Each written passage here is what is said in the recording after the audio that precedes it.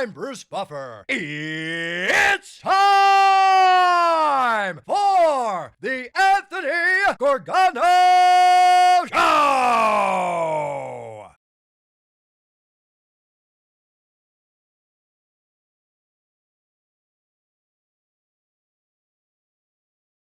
Good morning, good morning, good morning. Happy Monday to all across the Delaware Valley. Hey, what's not to be happy about on a Monday? It is freezing cold.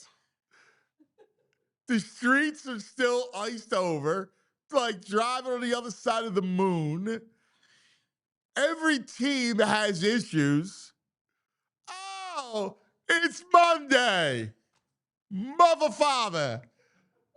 We can only laugh. It's called Gallows Humor. This is the Anthony Gargano Show presented by the Bet Park Sportsbook online casino app. All right, we're to start Super Bowl week, and the Eagles aren't there. That commences.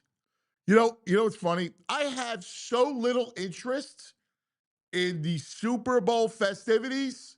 First of all, I think it's the most overwrought, uninteresting thing all week long. Unless you're in it, right? Like, when we're in it, it's fun. But so for those two teams, you're in Seattle and, you're in New England. Hey, great. Have yourself a party. Enjoy it. But if you're the other teams in this league, talk about zero interest. Talk about just completely a waste of time. The Super Bowl festivities. Oh, God. Just horrible. Anyway, I'm just still kind of sour in that this was a great chance and opportunity to repeat or to at least get a shot at it. So I'm still not over it, but it's the game, right? The game happens. We'll all watch on Sunday, throw down some wings and pizza, and, it's better than nothing, right? It's better than what was yesterday. You want to talk about a wasteland of sports yesterday, except for the Stadium Series hockey game, which was unbelievable. It was the greatest. All right. So let's go through the bad news that is befalled these teams. One, Paul George suspended, right? So all the stuff about mental health and everything else, listen, there's no excuse. I'm sorry. There's no excuse whatsoever that, and I don't buy anything because you have so many outlets to get checked on the medication. You have an agent. You have a players association. All those things are in place to help you not get nabbed and suspended for 25 games. So, and I don't buy anything. All right. I don't buy anything. And the mental health thing is the shield, is what it is. And I'm sorry. I'm not buying it. I'm not buying at all. When there is a way to go after, these dudes never cop to it. All right. Alvarado didn't cop to it last year. They don't cop to it. The only one who ever copped to it was Andy Pettit. It was like, yeah, I did it. I was trying to get an advantage. I have no time for Paul George. He just crushed this team. Crushed it. Now people go, well, you know what? 25 games on fresh legs coming in. Look, you're going to be stuck in no man's land.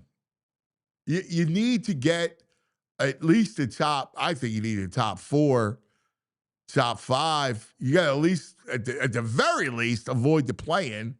But now it looks like they're going to be a playing team. So that's hard. Then there was a story on ESPN, Bobby Marks does, about, well, you know what? Maybe the Sixers, because they can still trade Paul George, and the Bucks would like that. They would love to have a player for the salary that doesn't play. So in his piece, he said Edgecombe and 2 unprotected ones for Giannis. Now, I got to tell you right off the bat, I got no interest in that trade. No interest. No interest in that trade. I don't want that trade.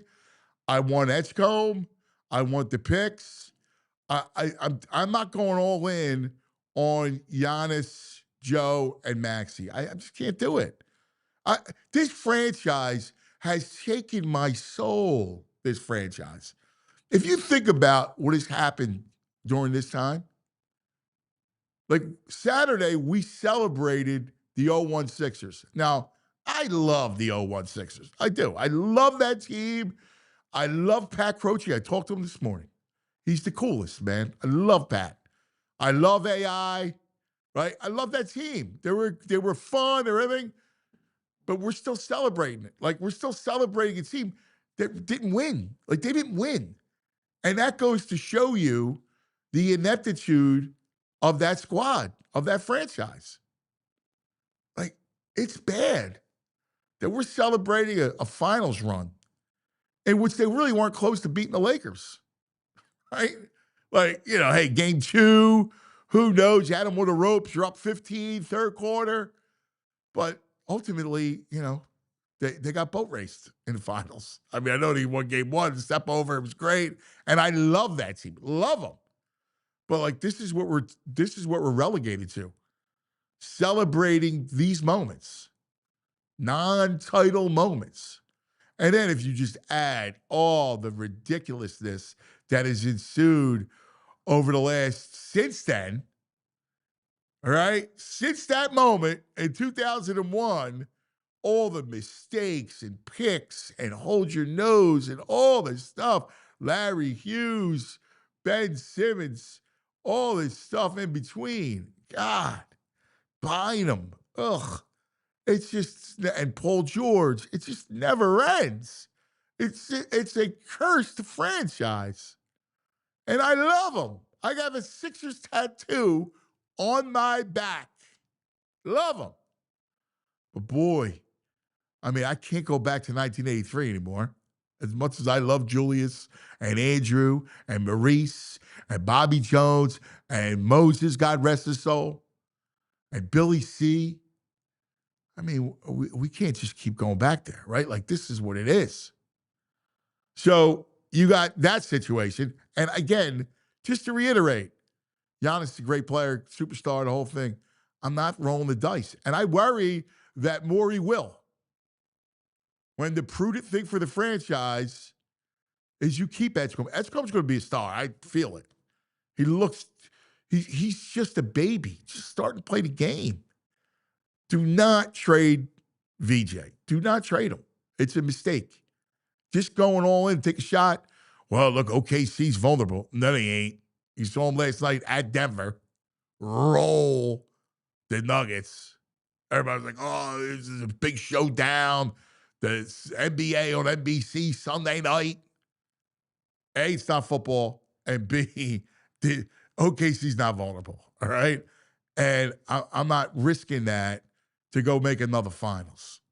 And like, let's have 2001 all over again. I'm not doing it. I'm not trading for Edgecombe. Then we have Flyers next. Now, I grant you that they are 2-8-2, and they're struggling, right? Like they've hit a bad kind of ravine. But I'm begging you, because there's so much Flyers angst. And in fact, my boy Eddie Wright in the chat about complaining about Socket.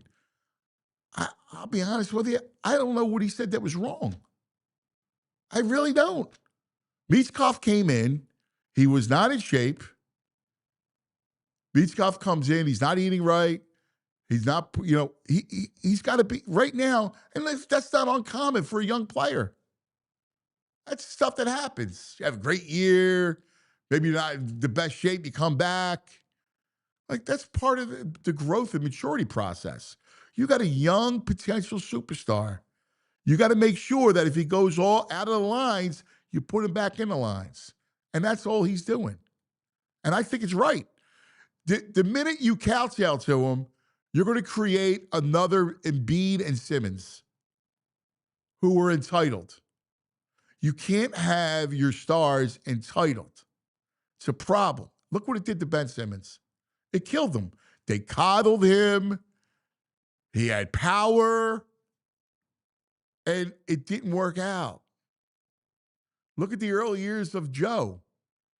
I mean, if Embiid, was like locked in early on, maybe they win in the Toronto series, right? And they go to the finals, and you're able to win a chip. You have to stay the course. Allow the draft to take form. It's underwhelming. I mean, it's a hockey draft. Take some time. Allow them to continue to develop. Allow them to put this roster and get it right. It wasn't a quick fix. It's a long, I hate to use the word process, but that's what it is.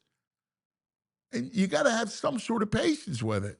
I don't want to just rush into players and the next thing you know, it goes off the tracks again and you're chasing your tail. Get it right once and for all. If that means short-term pain, then that's what it's got to be. But that's how you build a team. And then there's the Phillies. Look, Arise goes and signs for a cup of coffee with the Giants. And you go, well, is there somewhere to play with Arise? Okay. Well, you know who would have been a perfect fit for this team? Perfect fit. And he was cheap. Suárez. Eugenio Suárez would have been a perfect fit for the Phillies. Extends the lineup. It's another right-handed bat. It's a power bat. You put him at third. You're looking to get rid of Bohm anyway. You got Aiden Miller in the future. What were you doing? Why wouldn't you just go in and go after him and sign him? Short term, you're not saddled, still got some pop left, coming to a hitter-friendly ballpark. I mean, I would have done that. That's another power bat, a right-handed power bat that you need. Oh, God. One after the other. And it's freaking cold. Good morning, VG. Oh, hey, good morning. Got me real fired up this morning. I'm sorry. And if you haven't heard that Harry Rat and Punxsutawney says there's 6 more weeks of this weather. Yeah, well, I mean, all I have to do is look at it and see it, right? Ah! Are you kidding me with this? I know. It's brutal. It's brutal. Let me tell you, 43 years ago, Soviet Union was still around. 43 years ago, that MASH, that old show young people see on MeTV, they had their finale 43 years ago. 43 years ago, CD players were available for the first time in America. And 43 years ago is the last time the Sixers won the championship. Like, CD players were just coming out. Like, what? What are we doing here? It's scary. Yeah. It's scary. I mean, I am one of those people. I agree with you. Paul George should take some responsibility. If he does have, as someone who struggles with anxiety and panic and stuff, if he's got a mental thing, I mean, for me, it sounds like he's probably on Adderall. I have no insight, but that's what it sounds like. He's probably taking to help him focus a little bit. That's been the conjecture. Yeah. Here's my issue. All right? Right. My issue is if you have a mental health issue, you have an agent. Yeah. Like he's your advocate. You have a players association. Yes. It's your advocate. I think they have someone just to work on this stuff. So if you have places and people at your disposal, you're a veteran in this league. I'm sorry. I mean, you just can't get suspended for 25 games over this. You can't. And he was just starting to get his groove on. Of course, they drug test him right after 32 points. And isn't it like the other thing too is like I never want to talk about mental health because like it is what it is. Yeah. But people use it as a shield as well. They do, which is unfortunate. And that is unfortunate. And the problem is like he's playing really well and it's great. But like all of a sudden now you test positive, illegal substance. I mean, do the math. I mean, is it the worst thing he'll come back with 12 games left. I think they can get better than a play-in without him. I do, the way Embiid's been playing. Dude, that New Orleans team Like these teams that they're playing and going down to the wire, They play down to these teams. they stink. They do stink. They should be winning by 30. But it's almost like they have the head space where, like, all right, we could just turn it on in the fourth quarter with these teams. Why? Because they're so accomplished they can do that? I'm with you. I understand, man. But, he stays healthy. He comes back 12 games. He will have the fresh legs. He's got 12 games. Dude, He gets some kind of rotation together. I can't go positive. I have to find something positive to do. Are you kidding me? I can't. And what scares me even more is I read that story in ESPN about the Giannis trade and how George being out is a plus for Milwaukee to do some sort of trade. And knowing why would Milwaukee would want the Paul George contract? You have to make it work with Giannis, you have to take money back. And they'd want what they want is Edgecombe and 2 unprotected ones. Right. So you take Paul George back, and the beauty of that is he's not playing. So you're tanking the season. Right. So that's why Bobby Marks made it sound, that's why it said, could be attractive, knowing Maury, who hunts. Stop it. We don't want star hunters. No, not right now. We got our young stars. Yeah. Let's ride them out. So that scares, reading that scares me. Like, I don't want Giannis. I mean, I love Giannis, but I'm not going all in and cleaning out the cupboard for him. We've already been down this road. I mean, James Harden was here. I don't want to do it anymore. I think the whole city is very attached right now to these 2 young kids, and they want to ride it out. If they take a poll, there's like 10% of maniacs. There's a 10% minority who would want that deal. The brightness of Maxey and Edgecombe. Yeah, just ride it out. Likable. Let's go, and they're good. Yes, and Edgecombe's only going to get better. Yeah, only going to get better. I did like the break. Like you hated it. I kind of liked taking a sports break yesterday. So I watched a little tennis in the morning, but then after that, I was just tuned out. It's my life. I know. I can't do it. Yeah, it's my life. What did I watch yesterday? I watched Kansas and BYU. I watched. That was Saturday. What? Oh wait. What did I? Oh no, Nebraska and Illinois. Oh yeah. I watched. Nebraska's a good team. Illinois beat them. Yeah. I watched. There was another early college game. It was a blowout. That's the thing. I looked around. Every game I went to was a blowout. It was just teams I had no interest. So then I put on the Bucks and the Celtics. Oh, why? Right? Why? So I put on the Bucks. We had baseball practice in the morning. Yeah. So we did that. But then it's Sunday afternoon. I can't get off my. Stuck sports. In a routine. Yeah, right. So then, you're like a zombie. It's must watch sports. Must watch sports. It's not like I can go outside and go, "Oh, isn't this great?" I can go throw the ball around and no, I can't. I'm stuck. That is true. All right. Yes, I need more empathy for you being stuck. I said this. I'm watching a game with Jordan Walsh, Baylor Shireman, Hugo Gonzalez, and Pete Nance in it. Hugo Gonzalez. Yeah. I was like a song and dance man. Who they were. Yeah, well, with good reason. If you did, you'd have a serious issue. 2 on the Celtics and 2 on the Bucks. Hugo Gonzalez plays a big part of the Celtics. All right, go Hugo. And I'm like, where what am I doing? To go where I knew every player in the league. Right. The way I know every player in the league in football, I know everybody in the NBA. I didn't know those 4 guys, and it was on TV, national TV. So the only thing that salvaged my sports night was the Stadium Series in the NHL, and it was Tampa and the Bruins. I'm out on that. I know there was the goalie fight, the comeback. I can tell you, I enjoyed it. I ain't watching the Winter Classic in Tampa. I mean, they've crapped the bed with that. Like, I liked too it. much. It was random February 1st. It was in the stadium. It was in Raymond James in Tampa. I loved it. I thought it was fun. Outdoor hockey should not happen in Tampa, Florida. Well, just the whole point of it. You know what's it's ridiculous? A Winter Classic in Tampa. Thank God this snow bomb came and made it a little chilly. No, actually, it made it worse. Why? Because the ice can get too cold. No, the ice gets too cold? Yes. Come on. They actually had to heat the ice a little bit to get it to the right temperature so it would be safe to skate on. You can't. Their ice gets too fast for these guys to skate on It it. gets the temperature for these rinks needs to be a certain Yeah, temperature. this is exactly why there should be no outdoor games in Tampa. It was great. It was awesome. I don't know why you're desperate. crapping You're on it. desperate. It was great. It was great hockey. It was true. They had a 2-man advantage for like 3 minutes. Kucherov, you know.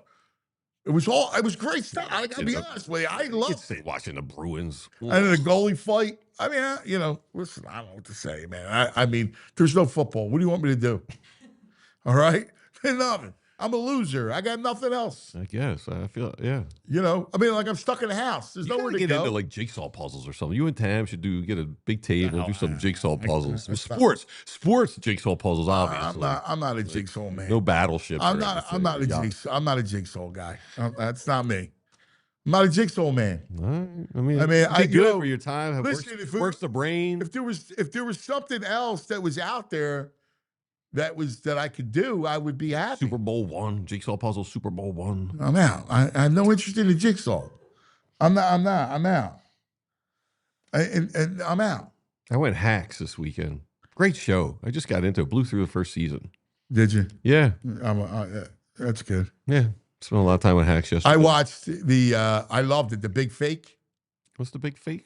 That was the art. Yes, Ethan. It was the art. Oh, forger the art forger. Yeah, yeah. in 1970s Rome. How was it? Awesome. Oh, yeah? I loved it. I got to remember Yeah, to it do was, that. it was great. No, that's just I Yeah. love that stuff. Yeah. So that was good. But that was it. I made pasta for dinner for the boys. Oh, yeah. We had our baseball. Homemade? You like cranking out the pasta? Nah, not homemade pasta. It's disappointing. Nah, sometimes I don't like the homemade. What? Yeah. You have a brand of choice? Barilla? There's a couple of Italian brands I like. Barilla. He's not going to sponsor any. He can't endorse. None of them will get the Gargano endorsement without a paycheck. My man Eddie Wright. Oh, Here he there's is. a big Michkov fear out there. Yeah. Here's Marty St. Louis quote from a week ago about how he handles that. They have that kid, Demidov. I forget how he say it. I say Demidov, but I'm probably wrong. Yeah, you got to be careful not to overcoach those type of players. You have to have some foundations.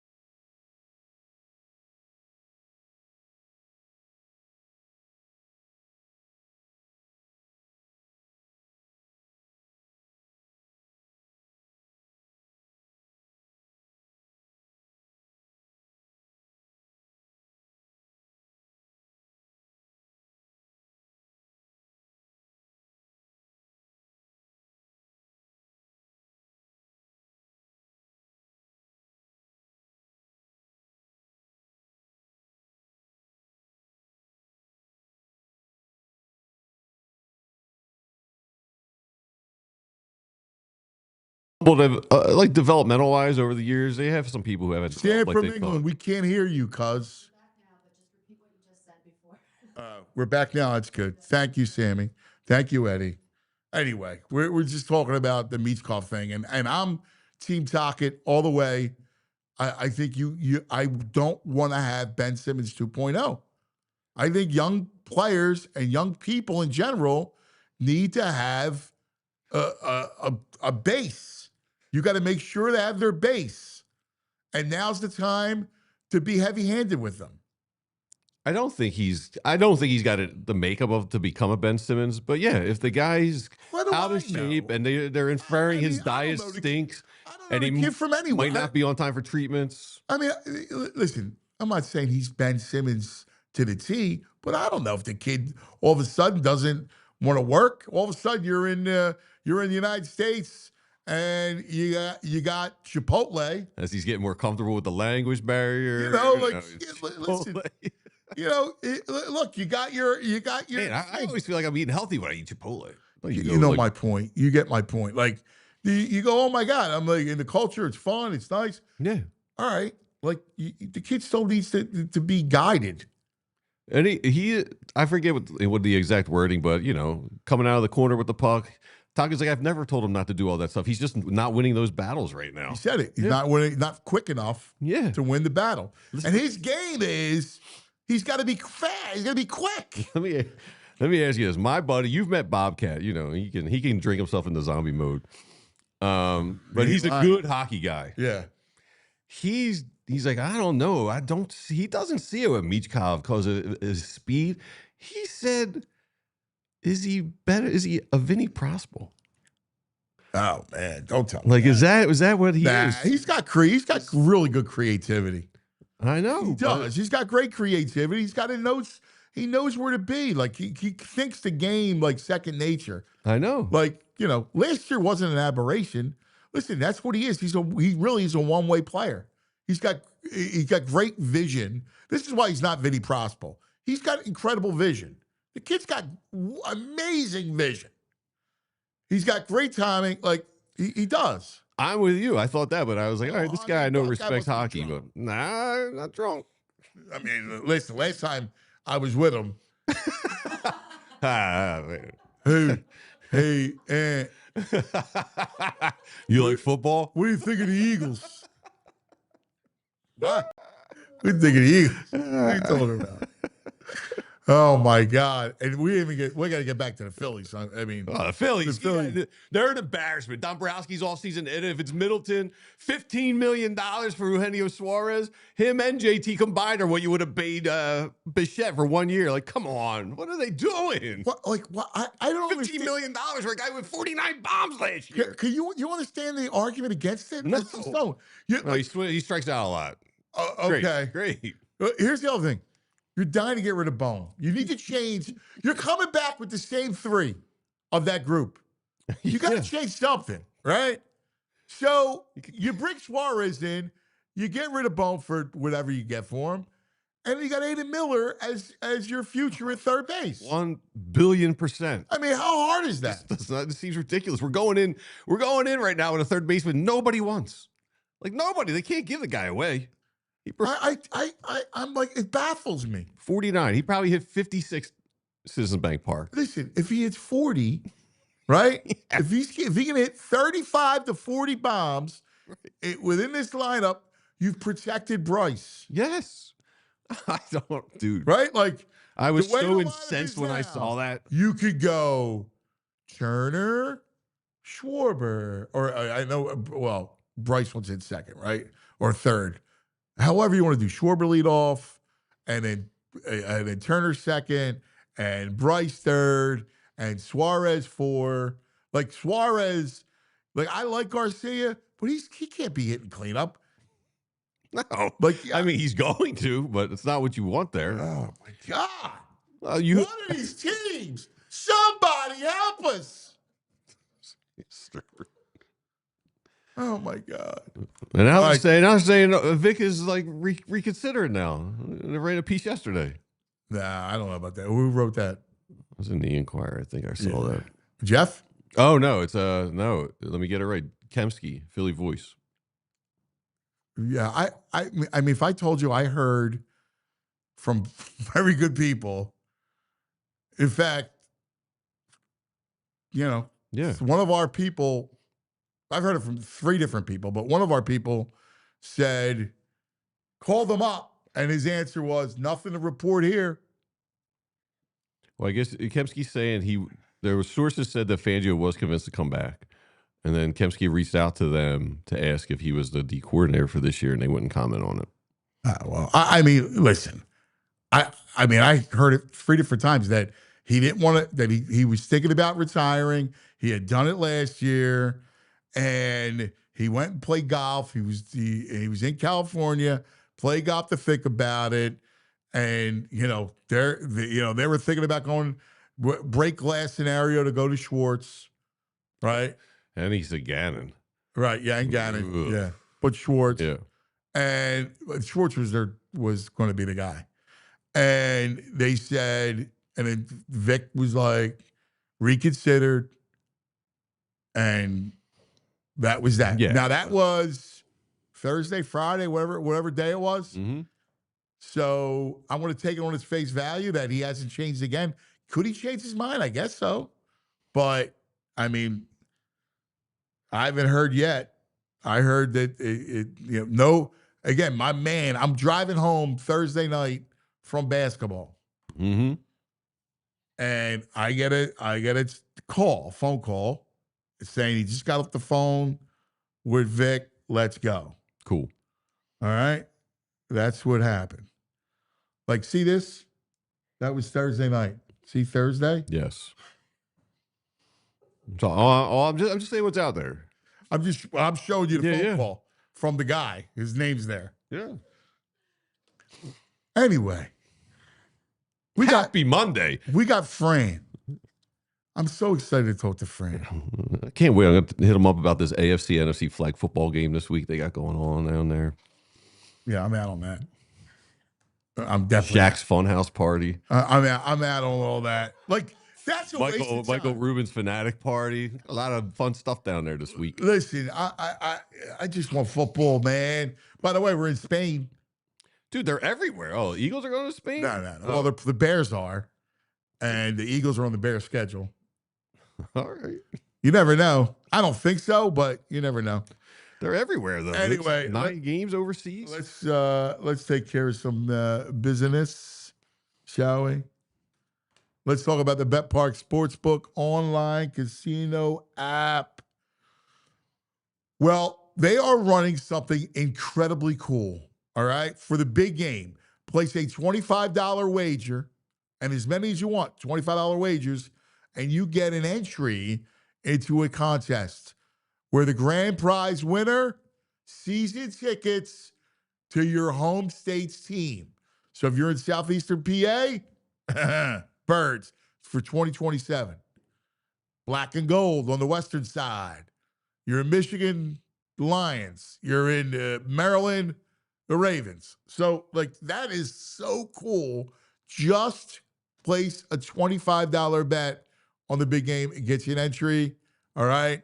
You get to place as many, you enter as many times, and many $25 bets. That's for new and existing customers only, or everyone. There's no only.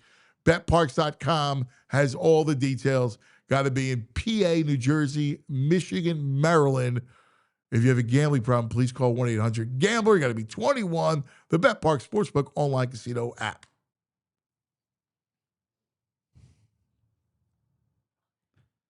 Rothman. Oh, Rothman. I'm talking Rothman. It's I'm sorry. I thought it looked. I'm an idiot. Rothman Orthopedics. Make sure that if you got any kind of thing that's ailing you, right? Like shoulder, back, he had the neck, ankle, you name it. You go to Rothman.com, RothmanOrtho.com/PHLY. Make an appointment. You hear the doctors all the time on the show. They're doing God's work, all right? Their whole mission is to get you back doing what you love to do. Rothman Orthopedics, a team for every body part, All right, like the greatest. And they're sports people. They're going to get you back into motion. My knee, his neck, my Achilles tendon, all from the great Rothman doctors. Go to Rothman.com, RothmanOrtho.com/PHLY to make an appointment and get back to doing what you love to do. Rothman Orthopedics. Sorry about that, Jules.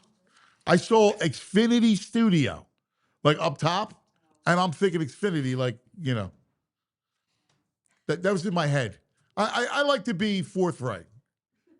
And Julia's so polite. She's like, Rothman. I know. She's the greatest. No, I love being, to me, like, the more transparent and everything you could be. So, that was my hiccup. Let's go on the Xfinity mobile call-in line to our man. Nobody does it like him. Get your draft guide. Hear ye. Get your draft guide. The great Fran Duffy.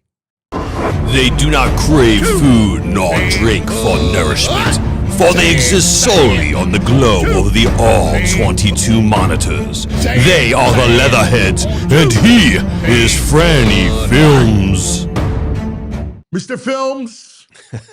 What's going on, man? What's going on, VG? What's up, Franny? Mr. Films, it was a tough day yesterday without football.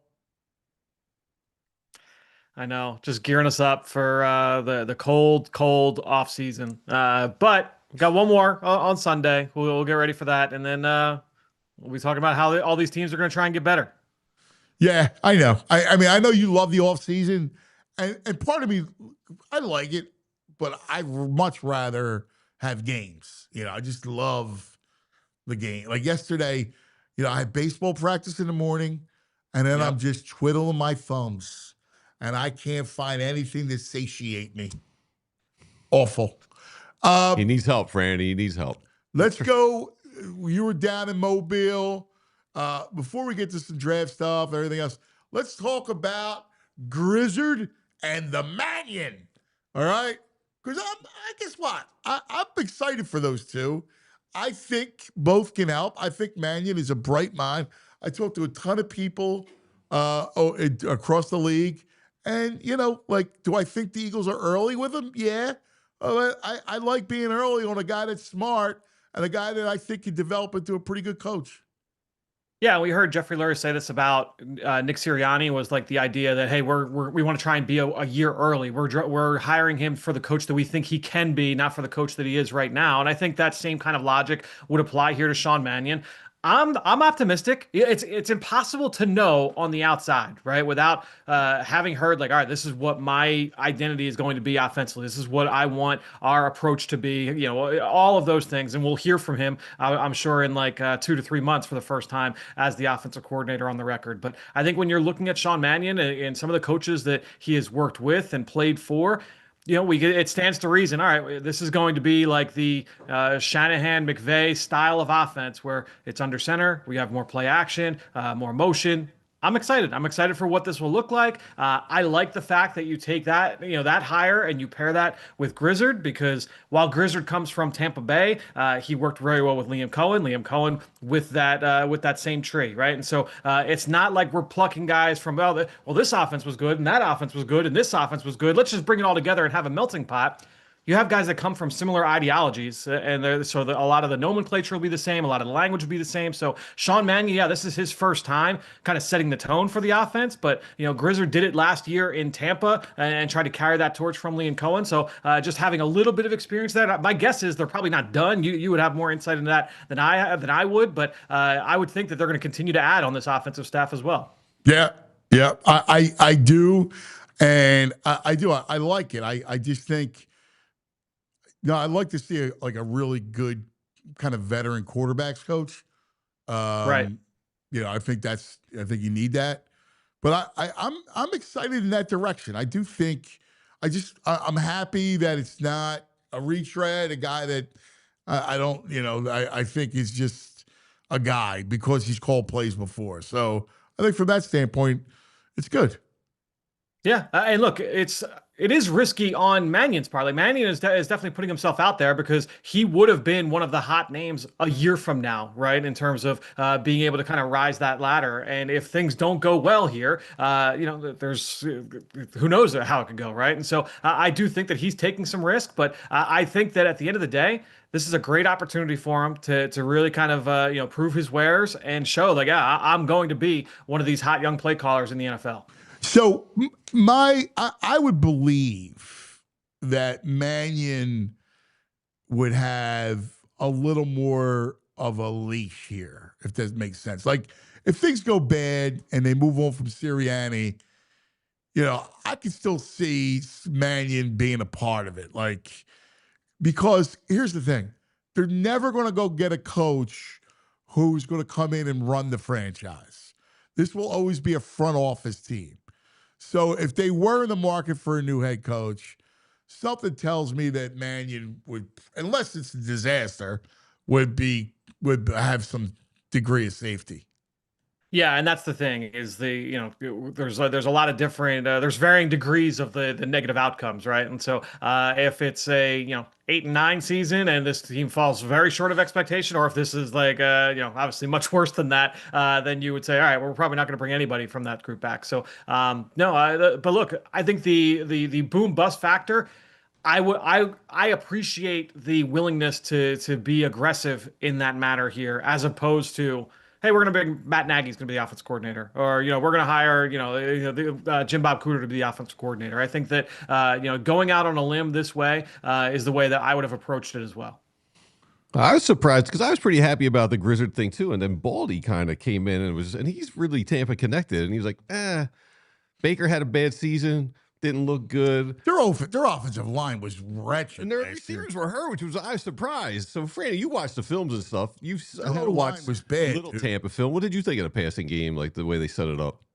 My thing with Tampa coming into this year was that they ran hot last year, where a lot of their success, and you give a lot of credit to the scheme and things like that. But that's the thing, is that they were one of the best screen teams in the NFL in 2024. They were just exceptional on 3rd and long. And that is, you can be first in the league on 3rd and long and execute this high level, but you can only execute on 3rd and 15 and 3rd and 9 and 3rd and 12 and do it over and over and over and over again so long before it goes back the other way, right? Their aggression comes back. And then when you look at Baker Mayfield, we saw that in the game earlier this season where the offense is a little stagnant and it doesn't, and then it's 3rd and 11 and he rolls around and he takes advantage of a Jahad Campbell bust down the left sideline and it's a 50-yard touchdown, right? Like, those are not sustainable long term. And we talked about that, I think, going into that game.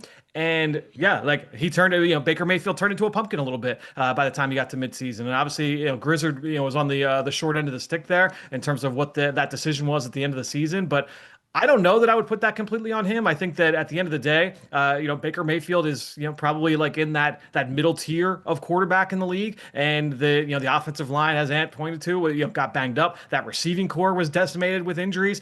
They're playing with undrafted free agents, in crunch time as they're trying to make a run for the playoffs. So at the end of the day, I don't know that I'm putting that completely on Grizzard. And also, he's coming in as the pass game coordinator, a role that he really excelled at a couple of years ago. So I'm fine with that hire. Yeah, I agree. I mean, listen, Baldy was diving in on the islands. Got turtles on the brain. He had the salt air. Nice. He's living well. Oh, all right. Did it bother you that Declan Doyle took the Ravens gig?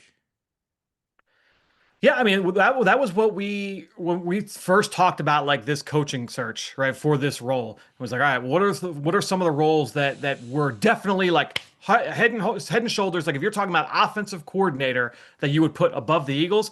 And I would have put the Ravens above it because you're working with Lamar Jackson, who was a league MVP. And while he has had his shortcomings in the postseason, we know that the knocks on Lamar Jackson and staying healthy and all those things down the stretch in seasons, there's no denying his talent. And also, Baltimore, much like the Eagles, it's typically one of the most well-run organizations in football. You have the infrastructure there is one of the best in the league. And so Yeah, I think that it's probably a little bit more volatile here because we just talked about that with Mannion, like in terms of like what the range of outcomes are. Whereas now you're going in with a brand new coaching staff, and there's a little bit more leash there. It did catch me a little bit because it was like, oh, he's going to go back to Chicago, so I wonder how Chicago, if they're feeling a certain kind of way about it. But yeah, I would say surprising, but not completely caught off guard from it. Yeah, I mean, I kind of expected. We talked about that. I kind of expected that the job wouldn't be the most coveted, but I mean, the fact is that Declan Doyle said, "No, I'm not interested," and I'm going to stay in Chicago. And then all of a sudden, the Ravens come and knocking. Yeah, it hurts the ego a little bit. Yeah, I was a little like, man. I mean, I understand the physical tools Lamar has, but Jalen's a Super Bowl winner, Super Bowl MVP. He's been to 2 Super Bowls, so it's like, yeah, I was a little bummed about that. I was in love with Declan Doyle. The thought of Declan O'Doyle here, yes.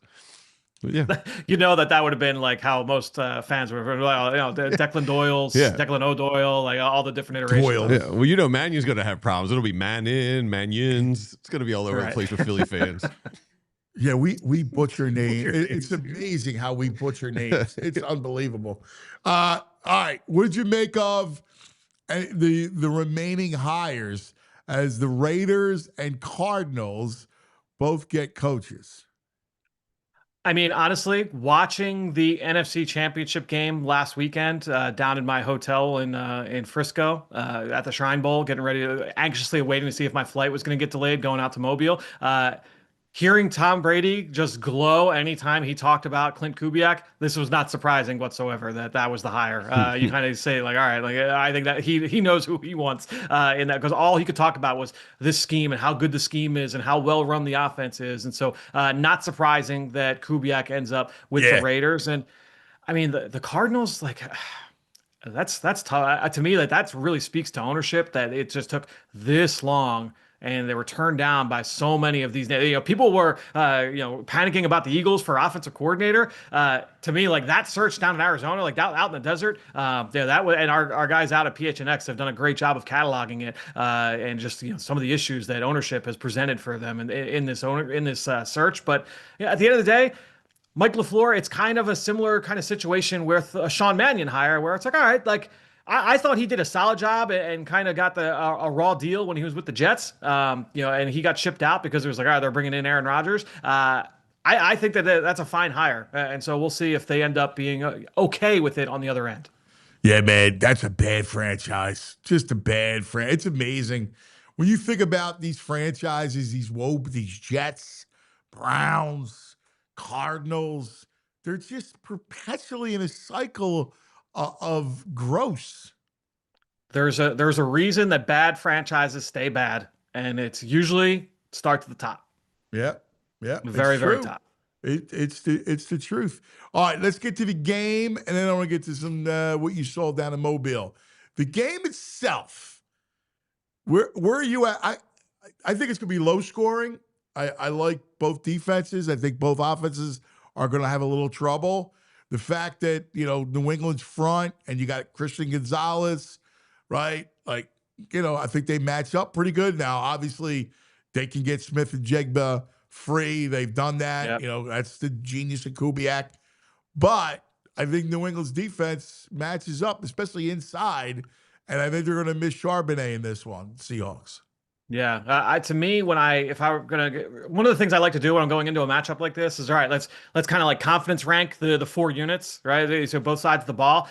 The group that I feel best about is the Seahawks defense. And then if I were to go down a tier, I'd probably put Patriots defense and Seahawks offense in the same tier. And then it's the Patriots offense after that. And so then I'm like, all right, that's a big mismatch where I feel great about the Seahawks defense. I don't feel awesome about the Patriots offense. And so if I'm trying to think about what are the different range of outcomes for how this game could go, I agree. One of those outcomes, and probably the most likely outcome, is that this is like a 21-13 type of outing, right? Where it's a 1-score game. And I think the Patriots, they probably want to bring them into the mud and say like, all right, well, we want to make it this kind of game, because we're probably not blowing this team out. No. The Patriots aren't winning this game. No, if it's 31, they play the game in the high 20s. Patriots are not winning. No. So I think at the end of the day, this is going to be one of those where we want to try and get a handful of stops. And we got to take advantage of every drive we can get. And there was a lot of talk about like Sean Payton going for it on 4th down last week and things like. Mike Vrabel did the same thing. Like they went for it on fourth, but they made the right calls and they were able to execute. Whereas the Denver offense was unable to do so. So I think that the Patriots, they're going to go into this one with a similar kind of mind frame where it's we have to take advantage of every single possession. I do think that this Seahawks offense is they're humming right now. The way that group was operating last week was really really fun to watch. I think this Patriots defense is getting healthy at the right time. They did have a couple guys get banged up. Spillane got nicked up in that game. So we'll see what the status of those guys is as they go throughout the rest of this week. But Milton Williams is healthy now, playing at a really high level. Yeah, he Gonzalez is. got nicked up last week. We'll see how much that's going to impact him. He will have a huge factor here in this game. They've got a couple of rookie safeties on the back end, or a couple of young safeties, I should say, that are playing at a high level. So that Patriots defense I like, but I don't know if they have quite the number of difference makers that would be needed to kind of tilt it in their favor. I am leaning Seahawks here, and there's a chance that they win this one. I don't want to say going away, but comfortably. Yeah, I'm trying to figure out how New England moves the ball. That's going to be one of Right. the issues, right? Like you're going to have to run it, and Seattle's got a really good run defense. Yep. So, obviously Stevenson, Travion Henderson's kind of getting backed off a little bit. They're going to have to get the ball to Stevenson in the pass as a receiver. A lot of Hunter Henry. I don't know how they're going to move the ball on the outside. Yeah, to me, again, it's going to be all about, I don't want to say like stealing possessions, but I think at the end of the day, like you might see like flea flickers. You might see some of the gadgety stuff. Hey, let's dial up a designer screen to Henderson. Take advantage of some deep balls. You saw that they were trying to go for that against Denver, but trying to go like Keyshawn Boutte against Pat Surtain, like that's not a matter. And they kept pushing that button over and over because like we just need one to hit. Like if one can hit, now we got an explosive, and we're going to get some points, and points are going to be at a premium in this game. I don't know that the Seahawks quite have that level of corner on the back end. It's more like the whole is greater than the sum of the parts. But I think with that group, that defense, that Seattle defense, man, that's a really fun defense. I know. And I don't know how it's funny, when I'm looking at this thing, I go, all right, they're not going to allow Drake Maye to run. Like, that's a big part of his. Yes. And, they don't play man where those big plays can happen when the quarterback gets free. So I don't think this is a huge Drake Maye. I think he's going to have to throw it. Yeah. I mean, honestly, you got to go and you look at how did, because Seattle, or the Rams rather, like, that was as good of an offensive performance as you could ask for in a losing effort, right? Like, what they did, the Rams were able to move the ball on this Seahawks defense. And so I don't want to say like you're copying that game. It's not like going to be a copy paste kind of job because there are limitations that the Patriots offense has that the Rams don't have. But I think at the end of the day, they're going to have to be efficient running the football. They have to find a way to be able to stay, have a high success rate on the ground, do what the Rams were able to do with Kyren Williams, and just make sure it's not 2nd and 8, it's not 2nd and 9. Try and get it to 2nd and 5. Give yourself that versatility when you get to the later downs. You get to 2nd down, you get to 3rd down, and you just got to go out and execute. Be efficient. Maye has not been like the MVP caliber player that we saw for much of the season here. Once we got into the playoffs, and obviously, look, the weather had something to do with that. They played some dynamite defenses. They played Houston. They played the Chargers. So they've played some good defenses. But at the end of the day, like they've got one more here on the schedule, and the Seahawks probably the best of that bunch. All right, what did you learn from Mobile? Yeah, it was a good week. I think that when you're looking at this group overall, I thought that the line of scrimmage really showed. And I would say that is more often the case than not. When you go down to these All-Star games, especially when you go to the Senior Bowl, the O-line and the D-line is really where it shows up. And that's good for the Eagles, right? Because I think that those are areas where you could see them address, whether it's off the edge defensively when you get into like round 2, round 3, round 4, or along the offensive line, certainly in the early rounds. And so there were a number of offensive tackles that I thought looked good. I mean, the guy that I've kind of had penciled in is this would make some sense here for Jeff Stoutland for the Eagles is Iheanachor, the right tackle from Arizona State. He's only been playing football for a few years, and he's from Nigeria, moved to LA, played basketball all through high school, goes to the junior college level, and that's where he learned how to put his pads on for the first time. Like that, did not play football until junior college, and so he goes to JUCO, was a backup his first year, started his second year, immediately shot up because he's 6'6", 325 pounds. And he is a phenomenal athlete. Like he's going to go to the combine and he's going to look really, really good out there in that situation. And so 3 years as a starter at Arizona State and a little bit rocky early on, but you saw the traits and you see like, all right, like this guy's got the goods. He could I always be like guys that take up the sport late, just because, when you're that kind of athlete, and if it clicks, you could find a gem. It's like the Maye thing. Yeah, and honestly, like Lane Johnson was the same deal. Like Lane Johnson was a quarterback in JUCO. Like, he was quarterback. They played defensive end in Oklahoma, and then they finally moved to an offensive tackle for a couple years. He was like a second round, third round type. Goes down to the Senior Bowl. Was one of the best players down there, probably the best player down there that year in 2013, and became the 4th pick in the draft. I don't think that's going to happen here with Iheanachor, but if you're talking late first, early second, I think that's kind of the range you're talking about with him right now. Now that could change if the combine, because the combine can affect like draft value, not necessarily what kind of player you're going to be, but when a guy has this kind of workout at that size, 6'5" and change, 325 pounds, that's going to open some eyes for sure. Did you see the mullet? Saw the mullet. Jennings Dunker. Inside scoop on Gettings.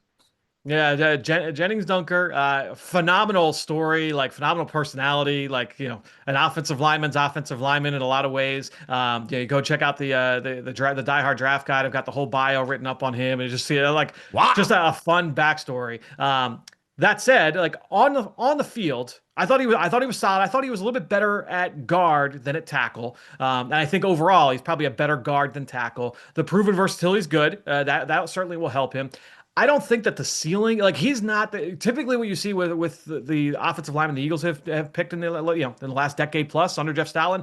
For the most part, it's guys that have like A+ traits, guys that something unique, something unusual. Hey, like Cam Jurgens, hey, he's an elite athlete. Jordan Mailata, elite athlete. Matt Pryor, huge size, right? Like something where it sets them off as being unusual.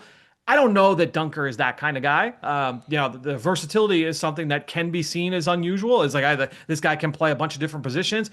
I don't know that he's got center flex. I think he's probably more guard and maybe tackle in a pinch. So, I don't know that he is an Eagles type of fit, but, I think that you're probably talking like late day 2, early day 3 for Jennings Dunker. They've got 3 offensive linemen down there or out there at Iowa. And the center is probably the best of the bunch. He could not go to the Senior Bowl just due to I believe it was a medical thing, but really he's undersized. He's in the Cam Jurgens mold, is undersized, really athletic, gets after guys in the run game. All right. Let's look at the quarterbacks, because after Mendoza, we got how are they shaping up for you? Yeah, I think that when you're looking at this group, it's obviously not great. A lot of the players that people were excited about went back to school or just did not have great years. Why would you? Go get paid. Right. Yes, exactly. You take advantage of it when you can. To me, Garrett Nussmeier is the guy that I just can't quit personally. And I thought that he was far and away the best player down there. I love that kid. Yeah, far and away the best player down there at quarterback at the Senior Bowl in practice. Showed that, followed that up with a good performance in the game yesterday. So I think when you're looking at this quarterback landscape, to me, Nussmeier could be in that QB2 conversation. We'll find out here about Ty Simpson. He was going to go to the Senior Bowl. He was set to go, but got banged up down the stretch with Alabama. And like from what I understand, talking with people, he's like not even like throwing right now. So I don't know if the combine is going to be in the cards for Simpson. So we'll see if maybe he waits to the pro day. I was underwhelmed with him, man. And that's the thing is like 1-year starter. It's not like overwhelming physical traits. That's gonna be really interesting. My guess is he declared, because someone kind of said you're gonna go high, high enough to warrant coming out. But that's gonna be a really interesting sell for a team, for ownership with that level, that lack of experience at the college ranks. Yeah, it was interesting because I'm with you with Nussmeier. You look at the arm, the arm pops. I don't care what anybody makes. He's got an incredible arm talent. So, I look at him and go, that's what I can hold. With Simpson, there's nothing there. There's not one attribute I go, wow, no eye popping stuff there. Yeah, I think that both guys are probably in that same archetype and same mold of passer where it's like, hey, you know what, they're going to be really hyper aggressive. They're going to attack the middle of the field. They're going to win more with like accuracy and poise. And, and that's the thing. Like Nussmeier will make throws with guys bearing down and outstanding touch, like to all three levels of the field. The big knock on him really is there's two knocks on Nussmeier.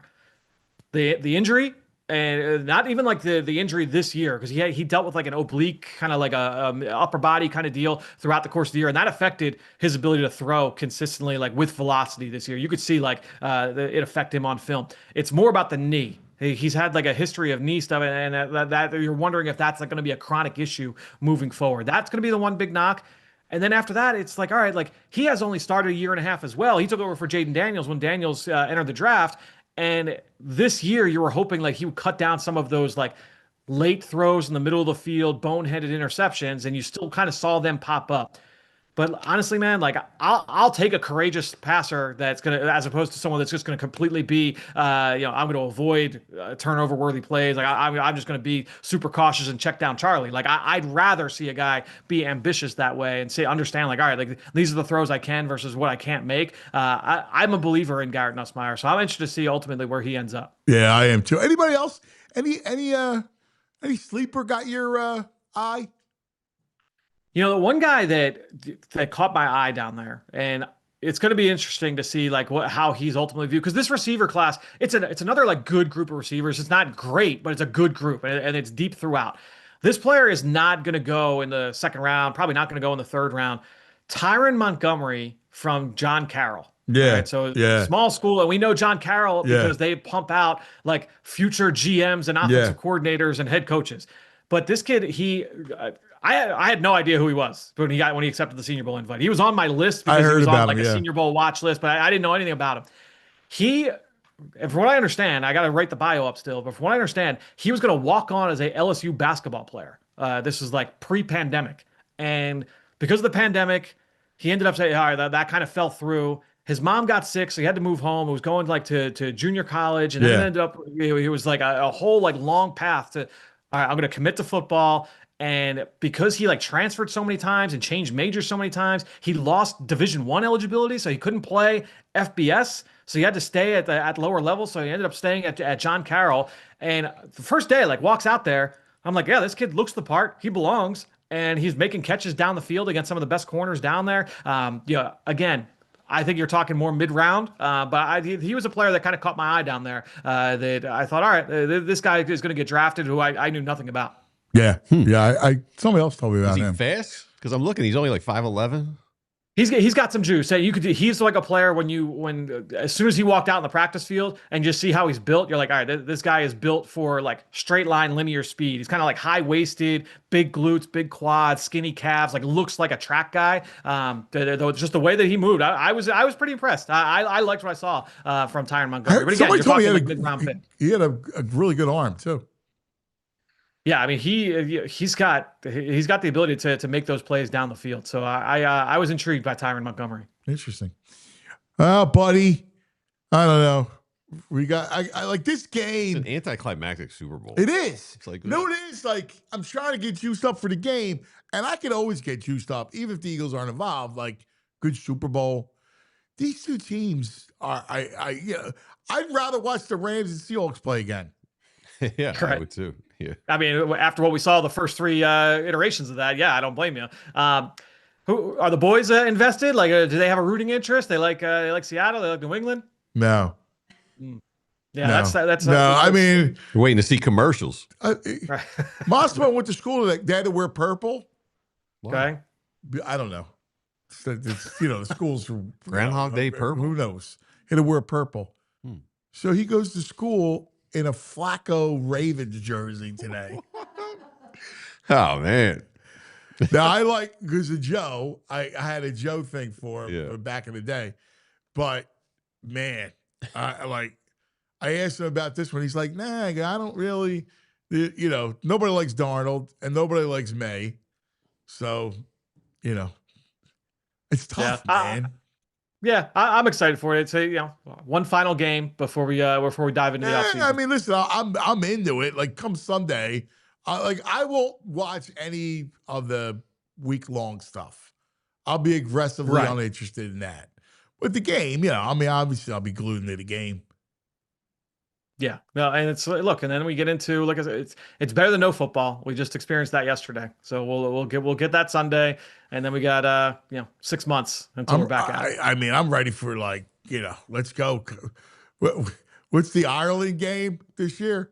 I actually looked at this. This was sick. This is how sick I am. I actually was looking around, and I'm like, let me look at some schedules, and I saw. I'll read it to you. All right. This is what I saw. Saturday, August 29th, North Carolina and TCU. Is that week 0? I guess that one's down. That one's got to be down in Frisco this time, right? Down in Dallas. Yes. At the Star. Yeah. Yes. Hawaii, Stanford, NC State, Virginia, New Mexico State, Florida State. Dude, you're crazy. Oh, Fran. They let you fly. Franny, we love you, buddy. Thanks. See you guys. We'll talk soon. Draft guy, what's the deal? Tell everybody they got to sign up. Yep. So become a diehard. You get access to the draft guide. I just I'm almost done getting all of my Senior Bowl player notes in there. So basically, if you go in, any player that participated in the Shrine Bowl, it's already there. Anyone that's participated in the Senior Bowl, you go in, you say like, oh, like how did this guy look? How did that guy look? How did Garrett Nussmeier look? I've got a 3 or 4 sentence blurb on just what they did at the Senior Bowl, but obviously there's so much more than that. You're talking like physical tools and projection and player comps and numbers and the whole deal. So you go check it out. I've got like 250 players written up already for this draft class, and I'm like anxious about the combine list coming out because that's going to be a whole list of names where I'm like, oh man, like I haven't done this guy yet, and I got to get those. So I'll be getting all those players in here over the next few weeks. It is elite. The question is, will the Tyron Montgomery write-up have big glutes, a reference to his big glutes? I mean, 1,000%. It's already in there for sure. Nice. It's elite. You're elite. We love you, Franny. Thanks, buddy. See you guys. Mr. Films. Which international game you go to if you could go to anyone? Melbourne, Australia, Rio, Munich, London, or Madrid? It's between Australia and Madrid. All right. I'd probably go Madrid. I'd go London. I've never been to Spain. I'm going to wager Baldy says Rio. Yeah. He's a big Rio fan. Yeah. He's been there multiple times. Yeah, I know. He never turns down a chance to go to Rio. He also lived in Barcelona. Was he part of the NFL Europe? Yeah. Australia would be awesome, though. So far. The bro lived in Australia. There, I would love to go to Australia. All right, coming up. Cannot wait to talk to him. We need him. The great Kyle Neubeck. I love him. Nobody does the Sixers like we do the Sixers here at PHLY. I mean, I love our basketball coverage. Great basketball people with Derek and Devon and Kyle, who's coming up next to talk Paul George and what's next. But first, let's talk about our friends. Let's talk about my friends from Xfinity. I love my Xfinity. What if I could tell you, what if I said to you, you could have reliable and intelligent Wi-Fi, and what if I told you keep the price the same for 5 years? That's right, the Xfinity 5-year price guarantee. Imagine Wi-Fi that makes everything in your home work together, that finds and fixes problems before you even notice them, like super intelligent Wi-Fi with a sixth sense that lets you stream the game even when the whole family's online. That's my problem, all right? I got 2 kids. I got my wife, all right? And I need no interruptions. That's why I love my Xfinity. No annual contracts, no hidden fees, and Xfinity's best equipment included. Take it from me. A lot can change in 5 years. Championships are won, records are broken, but your Wi-Fi, it should stay reliable. Lock in your price and unlock possibilities with Xfinity. Learn more at Xfinity.com. Xfinity, imagine that. Restrictions apply.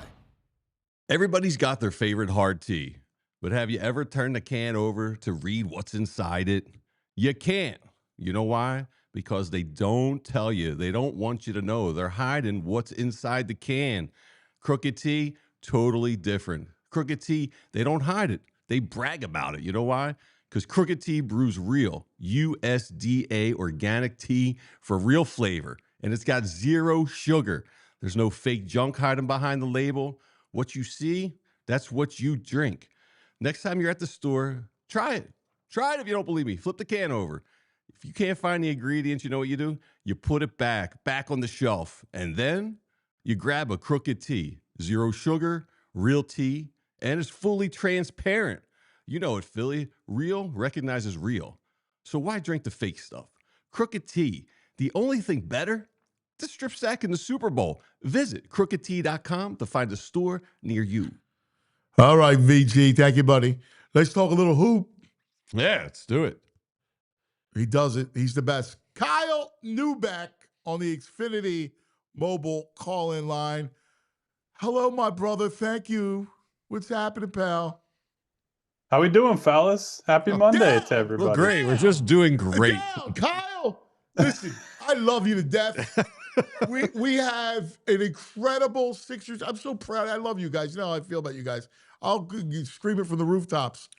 And I almost am like, feel like you're wasted talent with this cursed franchise. They're cursed. Make some sense of the Paul George thing, buddy. Well, here's the thing, Anthony. No one can make sense of it because when you ask the team, because this is a week where you're hitting all your contacts, you're talking to people because you're leading into the trade deadline. It's a big banner week for the NBA. And so I have my people that I'm like, hey, let's sit down, have a discussion inside and outside the organization. And after this news breaks, you're talking to people and they're like, we got to circle back in like 3 or 4 days because who the hell knows how this is going to impact what they're going to do. Like they were floored by this. They were surprised by this. And this is not something that was at all in the plans, obviously. And so now they got to pick up the pieces, figure out exactly what they're doing. Because here's the thing, Ant. It's how do you get through this next now 24 games, because they had the one on Saturday, and not potentially fall into the play-in? Basically, you need almost a perfect bill of health for Joel Embiid. And he's been great recently, but you know how reliable he is from a health standpoint over the long term. So do you invest in, hey, we need some kind of upgrade to the rotation now? I don't know. Like, I just don't know, and I'm not sure they know yet.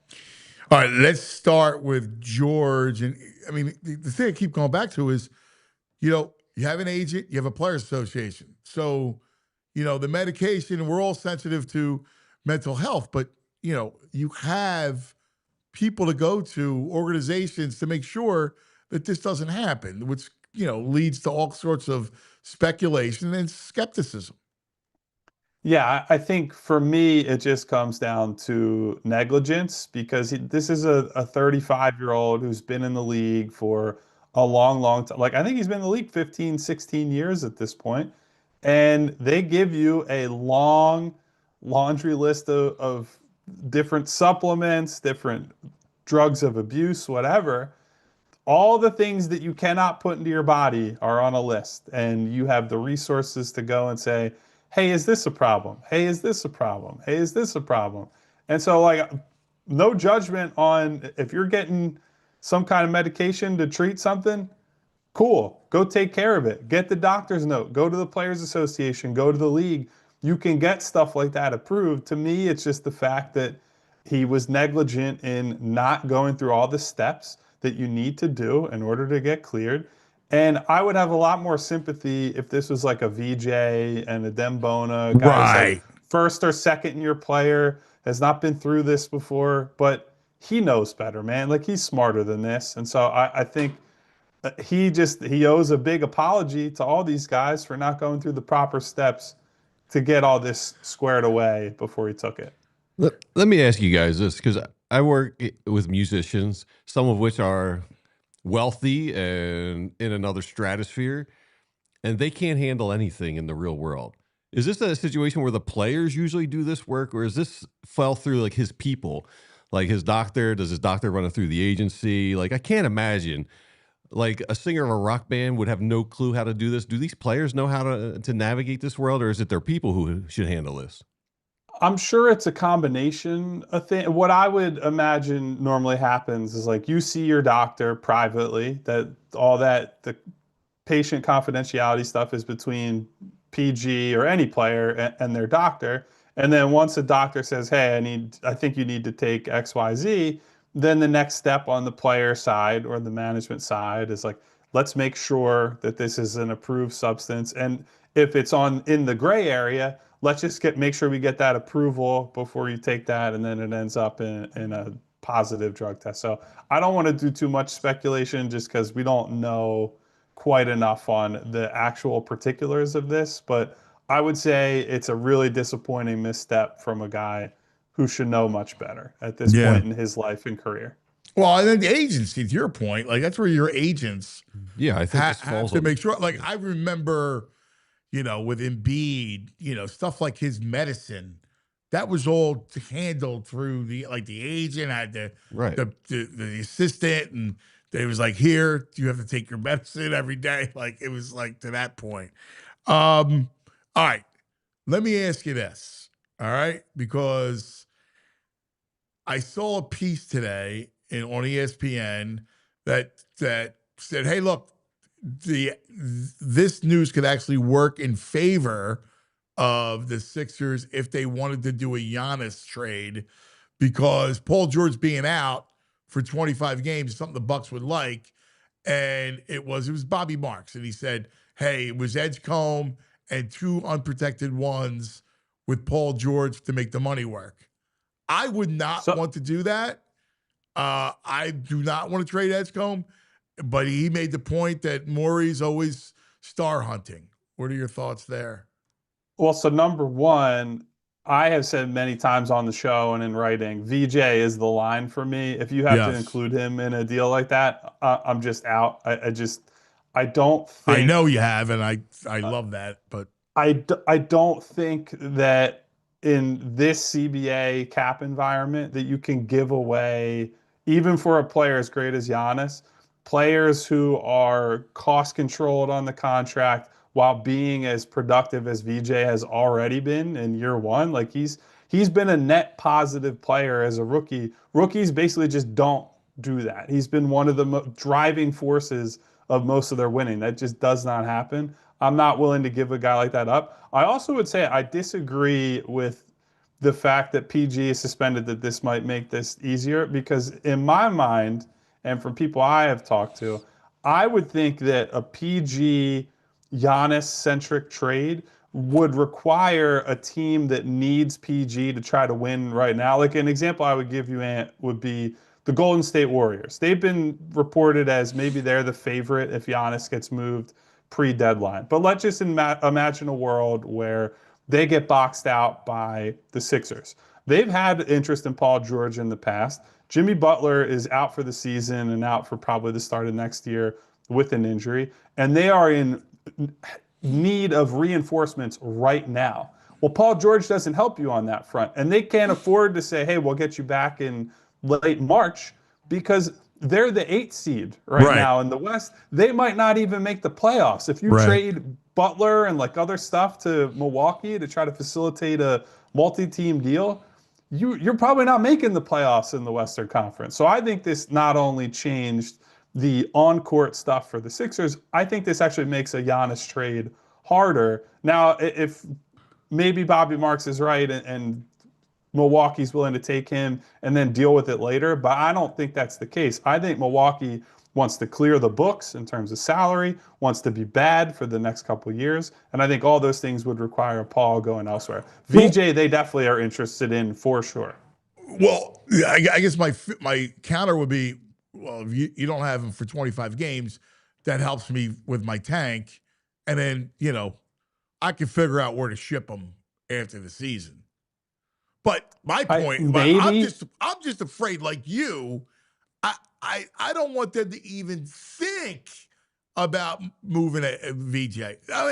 Listen, again, because we've been chasing our tail for years. We just got done celebrating the 2001 Sixers. And just to reiterate, I love that team, right? I love Pat. I still talk to Pat Roche, one of my dear friends. I love AI. I love that group. Larry Brown, the whole thing. I loved them. But they didn't win it, right? And we celebrated that.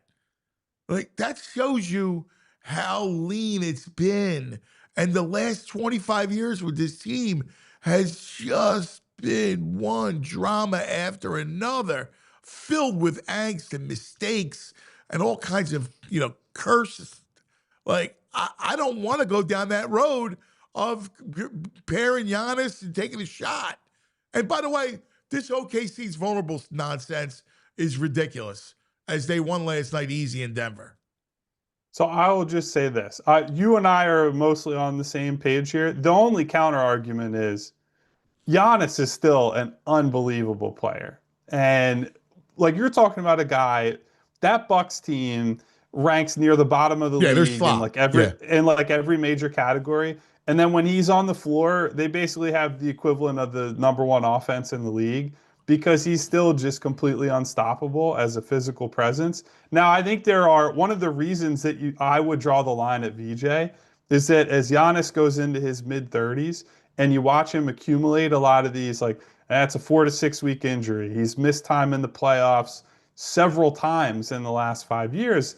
And you say, like, look, that guy's style, which is like battering ram basketball, I don't know how that plays over the next 3 to 5 years. But do you maybe get one shot where you are like the inner circle contender in the East?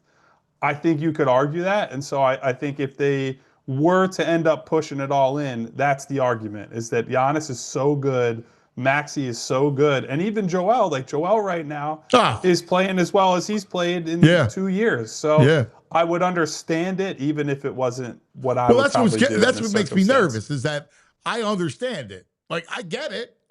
But and that's kind of why I'm nervous about it, is that I get what, Morey, if you think about Daryl Morey, he's here to win.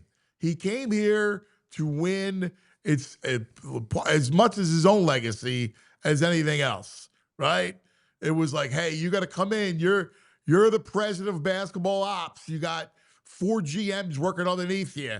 You got all this resource. You got to win. And that's my fear, is that ultimately he says, well, I'll roll the dice on Giannis. And I put Giannis and Tyrese and the way Joe's playing, and I got a big 3. I would say to that, though, the risk for him is much more on the trade for Giannis side. Because let's say they do it. If they don't at least make the conference finals or finals this year, the knives are out from everybody. I can't believe you traded VJ to go get this guy who didn't move the needle, blah, blah. Like, the easy thing to do is to do nothing, say, we just drafted this kid, #3 overall. We have Maxey, who's 25 years old, has a long runway in front of him, and you have time to figure things out, work around the margins, change the roster around. So, I think in that perspective, if he were to do the Daryl Morey star hunting type thing, that puts him under the gun a lot more than just seeing the season out and saying, hey, look, Maxey and VJ for the next 5 to 10 years. Totally. But I don't know if he's got the same, like, I got to win. Because by, staying the course, it's what I would do, but you got a lot of moves left. Like, you still got a lot of things you got to accomplish. And you're still saddled with Paul George. And as great as Joe's been, and it was a great Joe January, the future's still the future. And the uncertainty still remains. We shall see. So, yeah, I just think on every level, this Paul George stuff has complicated the season, the deadline. They really don't have a natural replacement or, a couple guys who can cobble together what Paul George brings. So these next 3-4 days are going to be very, very interesting. Could you get like a Portis? Like, forget all the big stuff. Like, could you get a Bobby Portis who can at least rebound? So you could, but because of his contract, like the size of it is in a weird territory for them. Don't quote me on this. I think he makes in like the mid-teens, I want to say. And so at that point, you have to trade Oubre and Drummond just to get to that salary number. Oubre basically can't be traded unless you're making a major upgrade on the wing to me. Yeah. Drummond, whatever. Like Drummond is a likely trade candidate anyway, although they might live to regret that watching a Dembona playing recently. So we'll see. Like Portis, in theory, is somebody that brings a couple of things to the table I think they need in the front court. Yeah, I the just, I problem is don't I'm with see- you. They need Oubre and Portis.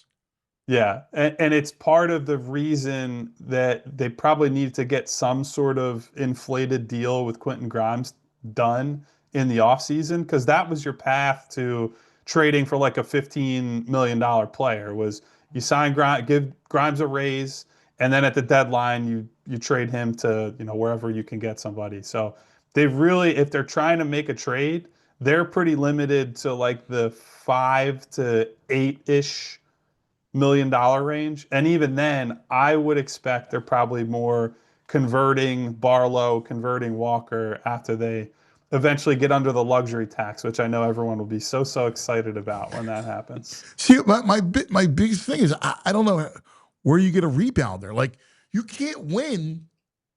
Yeah. The way they get out rebounded, they got a rebound by New Orleans the other night. Like, these bad teams out rebound them. And I don't know where you go get a rebounder. I mean, a Bono, like you said, let's face it, he can't be playing these minutes.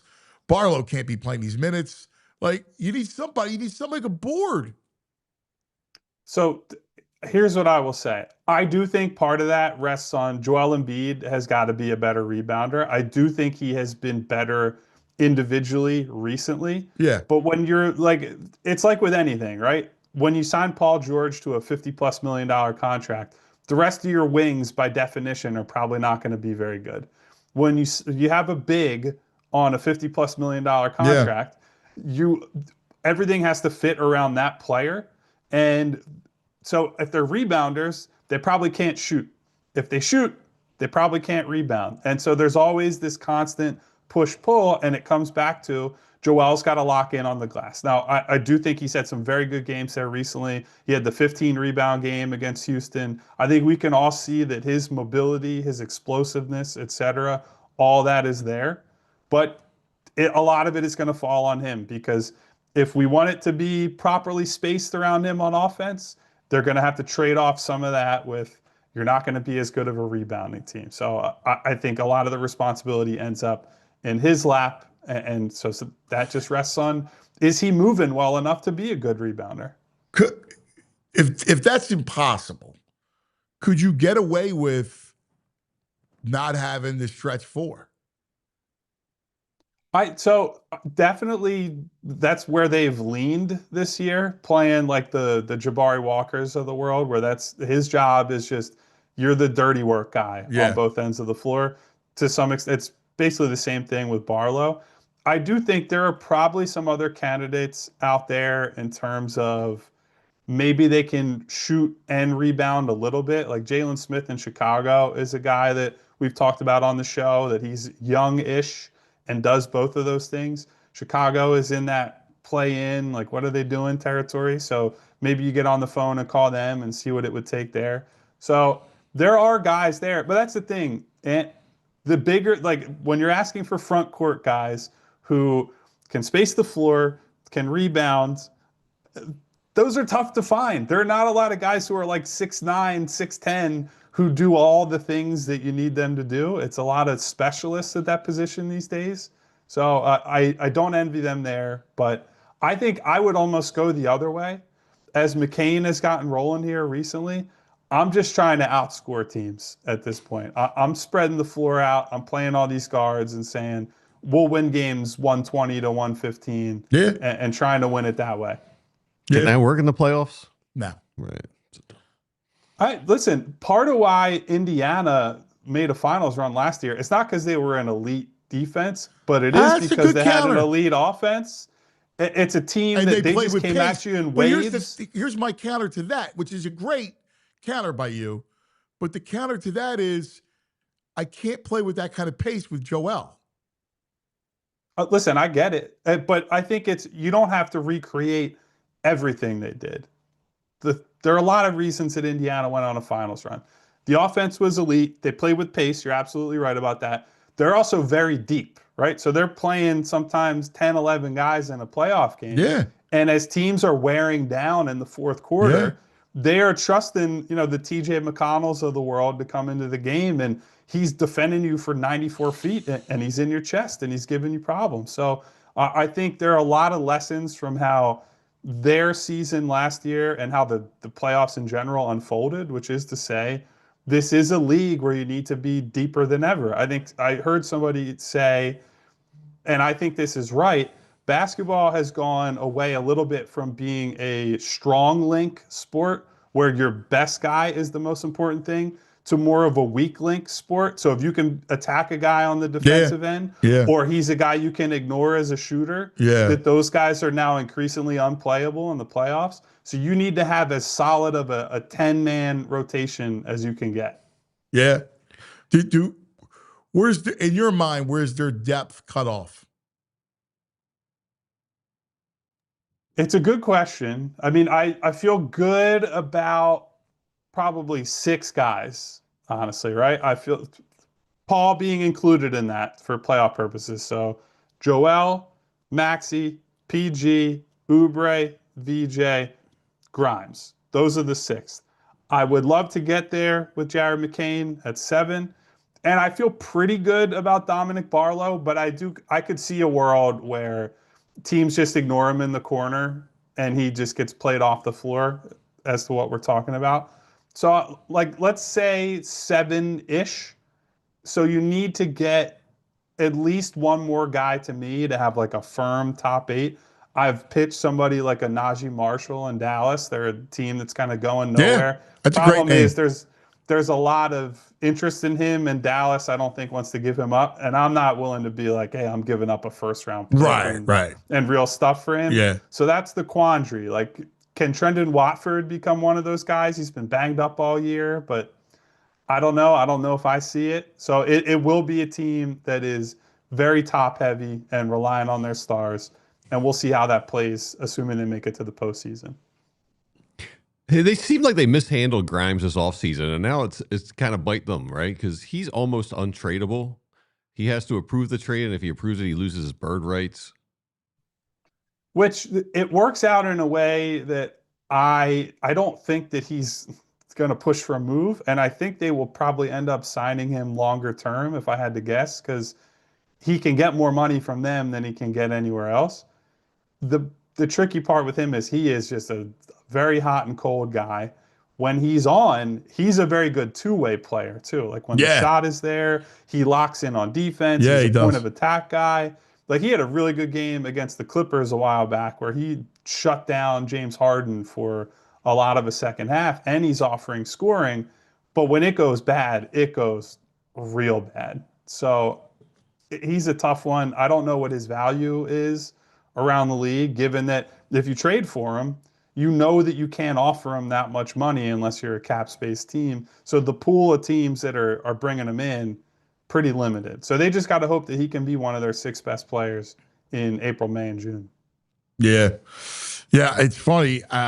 Like McCain, like the other night, they made, 4 threes. My fear is, though, playoffs, man. Like, you're not going to get the looks that you get. You're playing better teams, and he's just such a liability on defense. Like, I like the kid, and I like you. I love to see it kind of play out. I just don't know. I mean, where do you're assessing it every day. Where are you at with him? I mean, this past week is the best week he's had the entire season, and finally begins to look a bit like the player that he's been in the past at Duke and during his rookie season. But I understand where you're coming from. Like a 6'1" guard on a team that's already guard heavy is someone that's probably exploitable in the playoffs. Like even in some of these games where he's had really good offensive performances lately, you see him get hit by a screen and it's just like he's got no chance to recover. No. But again, it comes back to, Anthony, can you just be good enough offensively that the downstream effect of that is when you score, you get set up in your half-court defense. By definition, when you're in your half-court defense, you're in a much better position to offer help to people, to have rim protection back there. So if he gets beat, you're in a better position to make plays and whatnot. And I do think for all of Jared's physical limitations, and there are a bunch of them, I do think he wants to compete. And I do think in terms of the off-ball stuff, tracking guys, rotating, etc., he's bought in there. Like he makes fairly good decisions. And sometimes in the playoffs, it just becomes as simple as, are people in the right place at the right time? Because on the other side of that is like James Harden, for example, he physically has the tools to be a defender. You guys watch it up close and personal.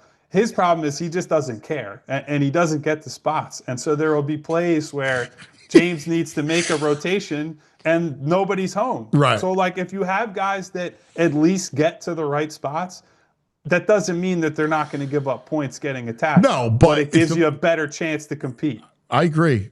I agree with you. Yeah, dude, I love talking ball with you, man. I just love it. Listen, I say it all the time. I'm going to say it on your exit, which is nothing better than you and Devon and Derek. It's just elite. So I'm grateful. Well, we have a lot of fun around here. I love talking hoops with you, Anthony. So hopefully we get to do it for a long, long time. That's the goal around here. I'm with you, brother. Thanks, brother. There he is, the great Kyle Neubeck, really giving us some good stuff. Sixers on the West Coast on the trip. So tonight, 10 o'clock game, my favorite. Well, I got basketball practice tonight. Yeah. And then it's great because I'll nestle in 10 o'clock. Yeah, I'm sure. Get frustrated. It's great. Great stuff. I'll get frustrated, but it's all right. All right. Coming up, Murphy. David Murphy. Good piece today, basically saying VJ is an untouchable, no matter what. And I agree with him. And I got to ask about Eugenio Suárez. I'm really bummed out by that. Nobody's really talking about it, but I'm really bummed out by that.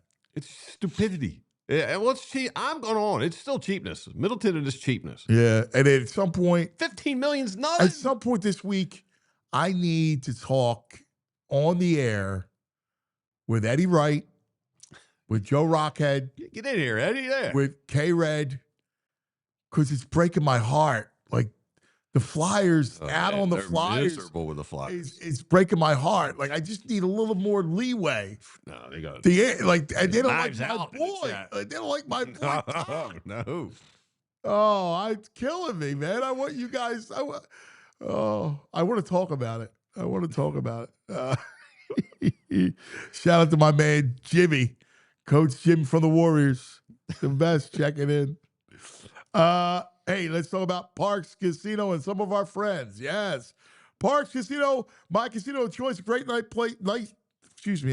of headline entertainment and award-winning dining. You're looking for a night out during this miserable weather?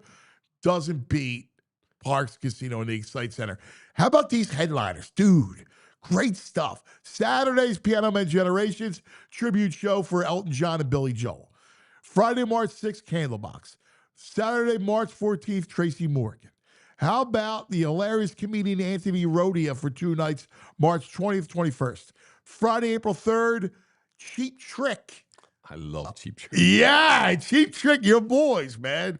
June 6th, the Long Island medium, Teresa Caputo, your cousin. July 18th, funny man Wayne Brady. Like big-time acts. Yeah, they are. All right? ParksCasino.com to buy tickets for all shows. Parks Casino, got to be 21. Gambling problem, please call 1-800-GAMBLER. All right, attention, homeowners. TrueMark Financial's looking out for you, so it's time to make your home work smarter, not harder. And with a TrueMark Financial home equity line of credit, you can tap into your home's equity, handle renovations, upgrades, build a man cave, pay off some high-interest debt, whatever's on your list. The TrueMark Financial HELOC Select gives you the flexibility to borrow when you need it and on your timeline. You can start with a revolving line of credit. You use only what you need, and when you're ready, you lock in on a part of your balance at a fixed rate for predictable payments, and you only pay interest on what you use, and you pay it back as the credit becomes available again. No reapplying, no extra steps. With competitive rates compared to most unsecured loans, flexible repayment options, this could be a smart move for your home, more importantly, your wallet. So, learn more about TrueMark Financial's home equity line of credit at TrueMark.com or stop by one of their 24 branches to get started. TrueMark Financial is federally insured by the NCUA and is an equal opportunity lender, NMLS 404938. There you go, baby. TrueMark. I got to get Kelly Body in here. Hey, what's her Super Bowl plans? See if she's into the bowl. I'm just not into it. I mean, again, I'll watch because years ago, I tried to boycott it. Mm-hmm. This was in 2002. I was on the air. The Eagles had lost to Tampa Bay. Okay. It was Raiders and Buccaneers. Mm. And I said I was going to the movies. And I watched it. Yeah, of course. You can't quit it, dude. But I would say again, I'm going to boycott this Super Bowl. Yeah. But I don't mean it. And I can't follow through with it, so whatever. Have fun with this one. Get some like football-shaped cookies. No, I don't do that. I'm vehemently against football cupcakes and all that stuff. I hate it. I hate that stuff. Joining us now on the Xfinity mobile call-in line, the great voice from the Inquirer. I love my Inquirer. And I love my David Murphy on the Xfinity mobile call-in line. Murphy,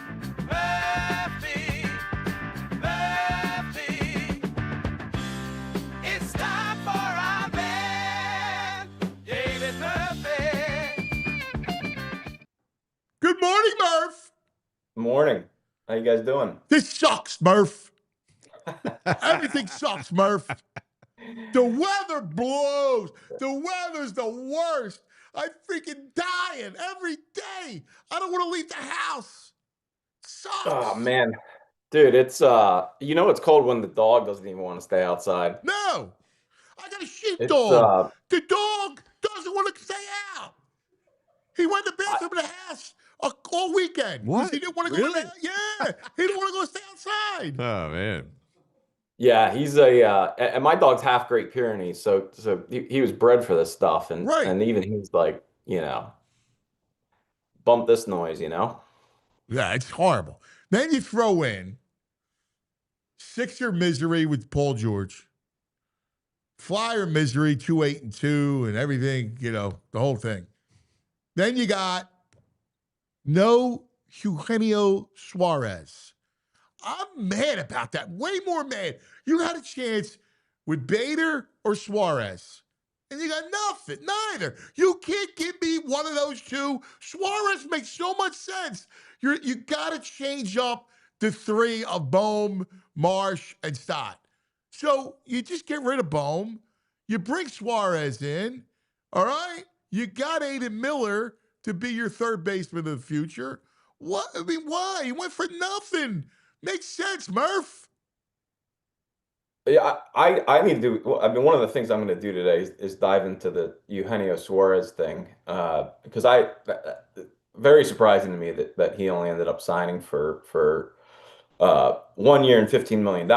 And my my instant reaction is the same as yours. But then you look at it and you're like, well, there's 29 other teams that wouldn't give him more than 1 year and $15 million. So I know the guy. I know the guy's a great hitter, or at least a powerful hitter. I don't know much about his defense and stuff like that. So Listen, He's a butcher. He's not a good defensive player. Okay, All right. All right. Well, and he strikes out a lot.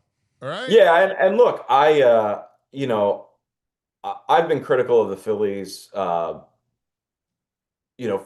think they overemphasize the importance of defense. And Rob Thompson, I'm sure if he hears someone say that, just rolls his eyes. And I'm not trying to say it's absolutely important, but look at some of these lineups that teams have run out there, and I mean, you had Chris Bryant in center field at one point. I need defense up the middle in baseball. I do. Yeah. Do I want a good third base? Yeah, of course. But I need power. Like the lineup, Yeah. I need to extend the lineup, and he fits. Dude, he's a right-handed power bat and he fits your future cost structure, right? Because you have a prospect like Aiden Miller coming up, he comes in here.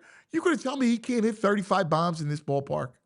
Well, and that's why I always go back to I mean, it just seems like we twist ourselves in the knots trying to like, come up with how to fix this when it would just be so much easier if Bryce Harper could play the corner outfield and then you could have first base as an option for uh, you know, Kyle Schwarber or Eugenio Suarez and then have the DH open up for Eugenio Suarez and Kyle. It's just hard when you're paying, $200 million+ to a first baseman and a designated hitter that don't play anywhere else. It's really tough to accommodate a third It guy is. It who's, is.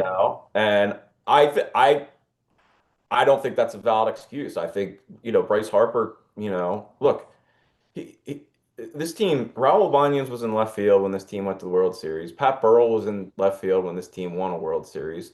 This Nick Castellanos was in right field for the last, however many years. And Schwarber himself was in left field when they went to the World Series in 2022. So don't tell me that nothing that I've heard suggests that there's any more injury risk for Bryce Harper playing in left or right. Just put him out there and it would open up a world of possibilities. You're sitting here feeling like you have to get rid of Alec Boehm, where you shouldn't have to do that. It's so obvious No, I to, agree with you. I agree you with you. know? Now I was operating under those provisions, but Yes. even under Yeah. those provisions, I'm still not against moving on from Bohm. Like I've always liked Bohm, right? Like Mhm. he turned into a good fielder. We know the power situation. The problem is it's almost like he needs to change the scenery. Like he's just not going to do it here. And like you're running it back with not enough change. Yeah. And But the the fact that I problem got is Aiden Miller makes it like I keep Stott, I keep Marsh, but I felt like I needed to move on from either Bohm or Marsh. I'm with you, and I'm mildly surprised that Marsh is still here. I think Bone, the writing was on the wall, last offseason. I think they would love to again, just like you said, nothing against Alec Boehm. I think they respect the hell out of his skill set and what he's done to the table. But I think they also recognize that he's not a cleanup hitter, and in this lineup, he needs to be a cleanup hitter. And the problem is, look, the Reds were one of those teams that I had circled this year. Is like, okay, who needs a third baseman and who could potentially deal you something off the big league roster that might help you. And the Reds were a team I circled, but then they can just use the same logic that we're using right now. Like, why am I going to trade for Alec Boehm when I can just sign Eugenio Suarez for 1 year and $15 million? So long story short, I just don't think there's anybody who really. I don't think Alec demand is in. I don't think Alec Boehm is in demand. And I think that's the problem they ran into. So it was at a point where they were like, all right, well, in order to get rid of Alec Boehm, we're just going to have to get rid of him and not actually get anything that makes up for that departure. And I'm sure there were a lot of conversations about it, because I know they had Eugenio Suarez has been a name that's been on the radar over the past several years for them. So I'm sure there were a lot of conversations. But look, I think philosophically, I would err on the side of offense and power, and I just don't know if that's. Yeah, I think Bohm is just the piece that couldn't move, and they've tried for 2 years. I mean, who wants a third baseman he's like a 15 home run a year guy if you're lucky, and Yep. his glove's Yeah, and I fine. think he It's would media. be It's like middle of the road. Yeah, I think there's a lot of play, and the biggest problem is anyone who's going to be trading for him is going to be a contender. I think there's actually, and any team that's a contender isn't going to want to flip to you something that's going to make them worse in a certain area.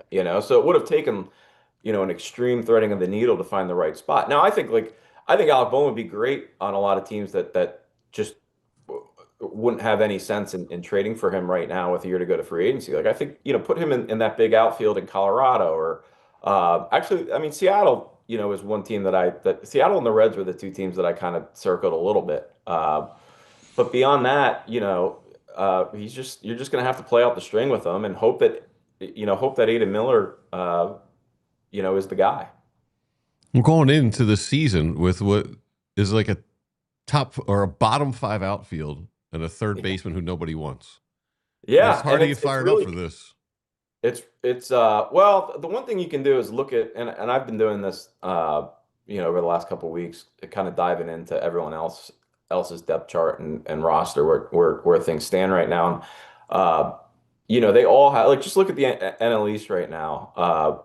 First of all, it's jarring when you actually do look at the Phillies lineup, because you've got same as last year, where you've got, you're like, all right, one-hole hitter, great, two-hole hitter, great, three-hole hitter, and then all of a sudden it's like Alec Boehm, Brandon Marsh, Right.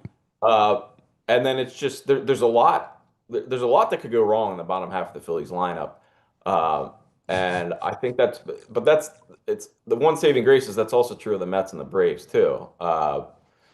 It's tough to be the Dodgers and just have a 1 through 8. I was looking at that. Someone flashed a graphic the other day of the Charlie Manuel Cleveland Indians lineups, where Oh, it is insane, and the Phillies were built like that too. When you had Worth hitting, I think he was hitting 7th at one point. I was covering ball. I covered them in the World Series when he was the hitting coach. I the whole thing was amazing. Yeah, you had Tony. Yeah, who was their 8-hole?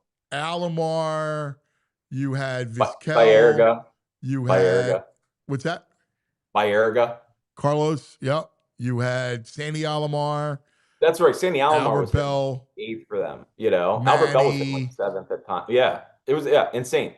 I mean, it was unbelievable. I remember there was a guy who I actually liked as a player, Jeremy Burnitz, who was like a bat, like a platoon off the bench bat. Like He was like your ultimate steroid era guy that like randomly Yeah. would hit 60 home runs one year. My boy Like him and Phil Nevin. Seggy was around with that squad. Yeah. I talked to him yesterday. I was sending him videos of Massimo, and he was analyzing his swing. He's a great hitter. Great. It's a great resource to have. Yeah, I got like 20 players, friends of mine. I'm just like, hey, what do you think, man? What do you think? I used one of Charlie's drills with him the other day. Yeah, you gotta take something from your work, right? Did you play ball? Did you play baseball growing up? Yeah. All right. Yeah.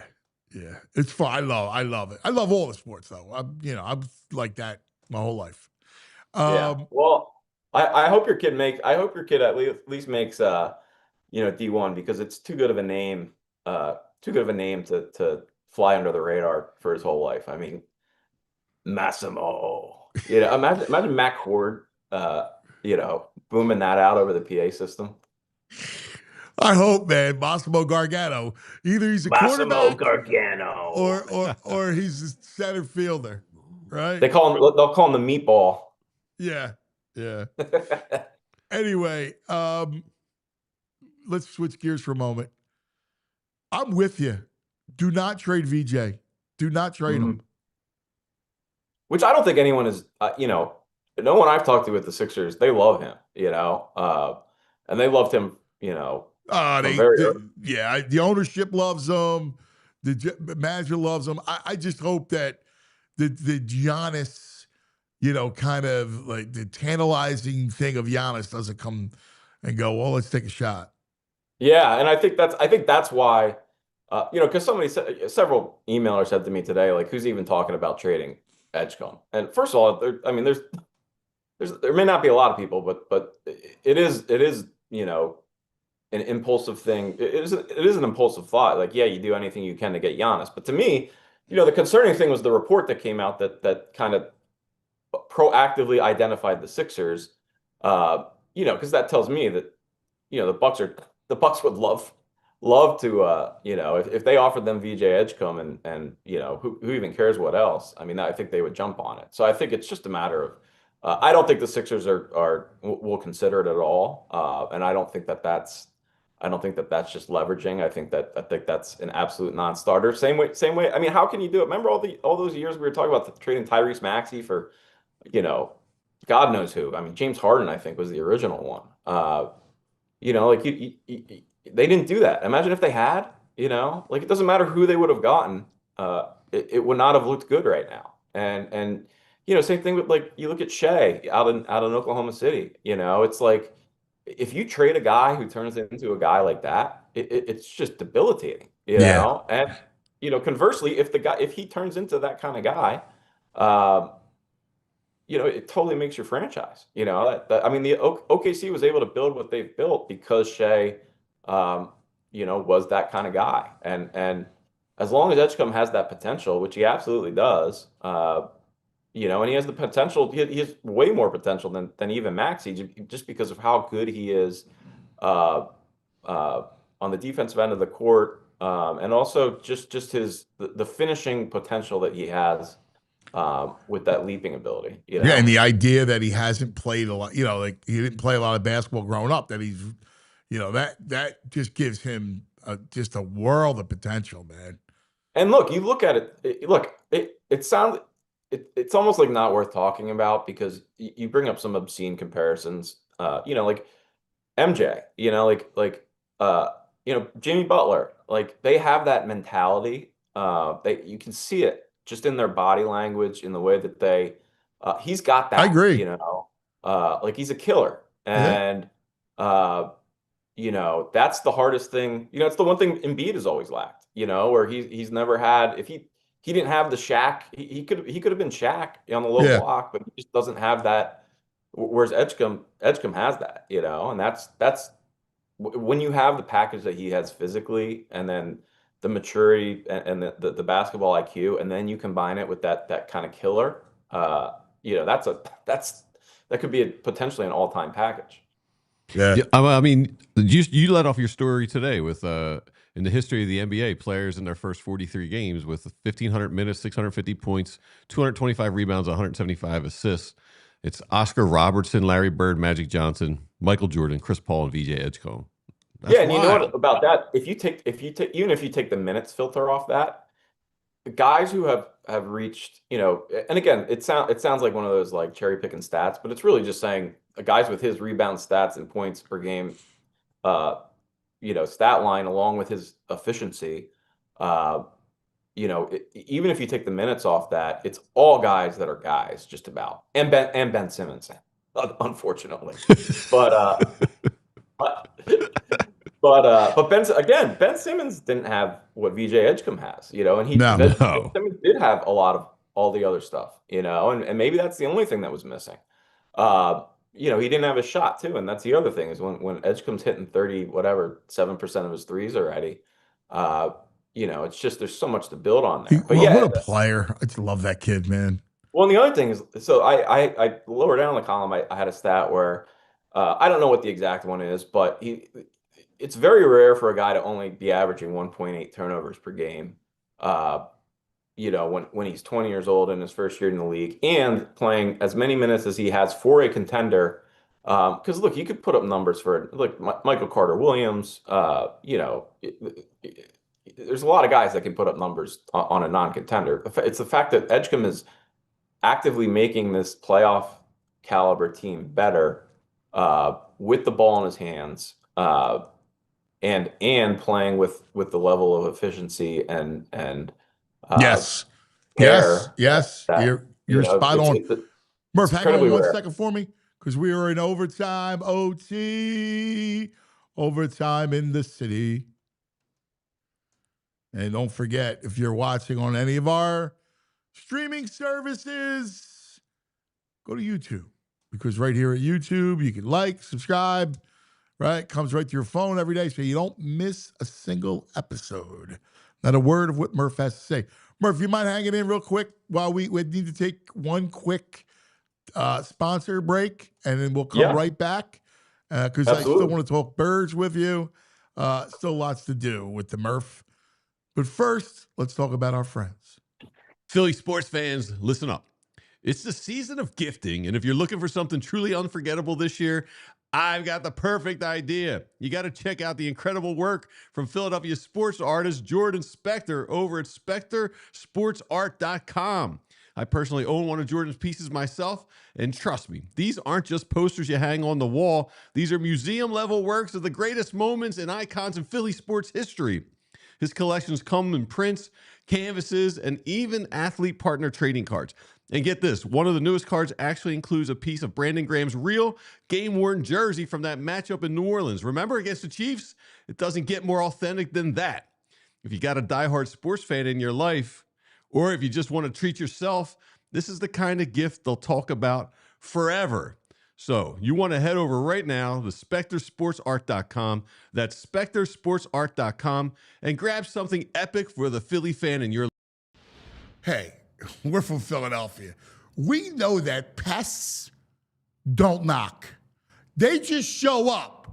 Human or the kind that you really skeeve, the roaches and rats. And that's why we got to go to Evans Pest Control.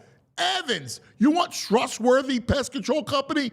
I give you Evans Pest Control. They're not some giant national chain. They're family-owned, community-focused pest control company right here in the Philadelphia area. They've been earning the trust of our neighborhoods for years. All right, Evans Pest Control uses state-of-the-art equipment, safe and effective treatment options.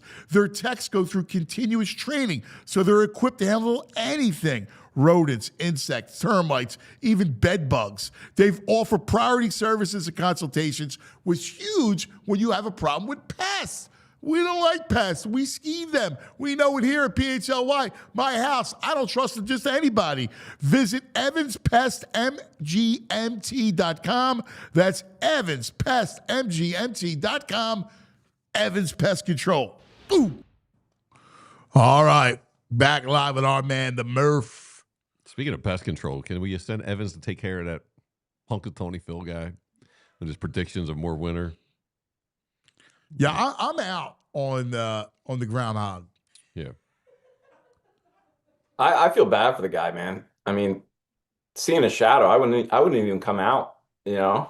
He's got no choice. They drag him out. Kicking and fighting. They shove Yeah, him up that little, underneath that fake tree stump, but then they dig him out. I watched it this morning live. Yeah, I'm done with him. Yeah, I'm done. I'm with you. I once tried out for a commercial for the Pennsylvania Lottery. Oh yeah, you're gonna be Phil to be the groundhog's voice. Gus, I hate that groundhog's voice. I know in those commercials. They were looking at one point. They were looking to change up. They should. So somebody asked me to send them an audition tape of it. I didn't. They were like, "Hey, we were thinking about maybe your voice." That'd be perfect. And I tried it. Awesome. I didn't get it. I didn't get the gig. Keep on scratching. I hate that voice. I hate that thing. I'm gonna think about that a lot. I think today. If the groundhog had your voice, Gus, my brother. So now that the Eagles are sort of set. All right. Now I will say this. My take on Vic, all right, because every once in a while, if you notice, if I look down at my phone, I might be getting a text or whatever. My take on Vic is he's coming back, all right? He just wants love. He wants to be like, yo, Vic, make sure. Like, what happened was he thinks about it. He thought about it last year. He was going to retire last year, opted to come back. This year, he was like, you know what? I think I'm done. Everybody's like, whoa, yo, dude, you can't be done. Think about it. We were, all right, make sure. It was very serious. He went and played golf, thought about it, was like, I'm in. All right, I'm in. And it's like, well, I think I'm in. And I think he just wants to be like, yo, you're the man. We need you. I think he's coming back, But I think this little hesitation that we felt over the weekend is more like, give me some love, man. Like, I'll give him all the love in the world. You looking for a raise or just love? No, I think it's just. Oh, I was gonna say, the truest kind of love in the world as dead presidents on it, Yes. And I think that, even I'm not saying it's insincere that he's thinking about retiring, but I'm sure there's a way he can leverage. Yeah. There's a price for everything, So yeah. Reading between the lines and listening between the lines, I think I don't think they would have let Parker leave if if they thought I it don't was, know. I don't know if I connect the dots that way. maybe not, but I think they would be. I think if they thought he was going to leave, that they would have tried to demand an answer by now before. Yeah, I think you they're know. pretty. Trust me, I think they're pretty confident that he's coming back, and that's what I heard last week that it was they were confident, and he had said it, and like, hey man, all good here, nothing to report. I think. Although I think it would I be think they were awesome. going to go Schwartz though. I think it would be awesome if somehow Gannon ended up back here. That would have been a fun Can you imagine? Yes, I ride. can. My arm would be black and blue from you punching me. It's not good. So, how do you feel about the Mannion and the Grizzard? I don't know much about Grizzard. Well, I mean, I don't know much about any of them. I just know Sean Mannion because of I knew him as a player. And I know his background. Grizzard. It's one of those things where look, the only people who really can have an informed take are the ones who've sat in the room with him or have worked with him. Given the lack of experience, really. I mean, we really don't. I like the process. I'll say that. I think. I mean, I've said throughout this time that I think Jalen Hurts needs more quarterback expertise around him. I think when Kellen left and Nussmeier went with him, I think he lost. I think that put the Eagles behind the 8 ball, and they just really couldn't kind of surround him with the guys with high level experience, really. I mean, nothing against guys that were there, but I don't think any of them took a snap, in Power 5 college football. They weren't NFL backups. And I think that alone makes it an interesting hire. But beyond that, yeah, I think it's I've been consistent. I think it's going to come down to the quarterback, and I think by extension of that, Mannion's job performance is going to come down to how well he can coach the quarterback and what he can bring there. And I think that's the kind of thing we'll just have to see. I'm excited for them. I like it. I think I do. I love hear it. great things about Mannion and in Grizzard too. I know Boley was like a little lukewarm on him, but I like him. I'd much rather have gone this route. So I'm interested and excited about it. Yeah, I don't know. I don't know. But by the way, do you know what Mannion's last game in uniform? You know what that was? Yeah, you know what? I do. Go ahead, tell me. He was Drew Lock's backup in the meltdown in Seattle. Yes. Yeah.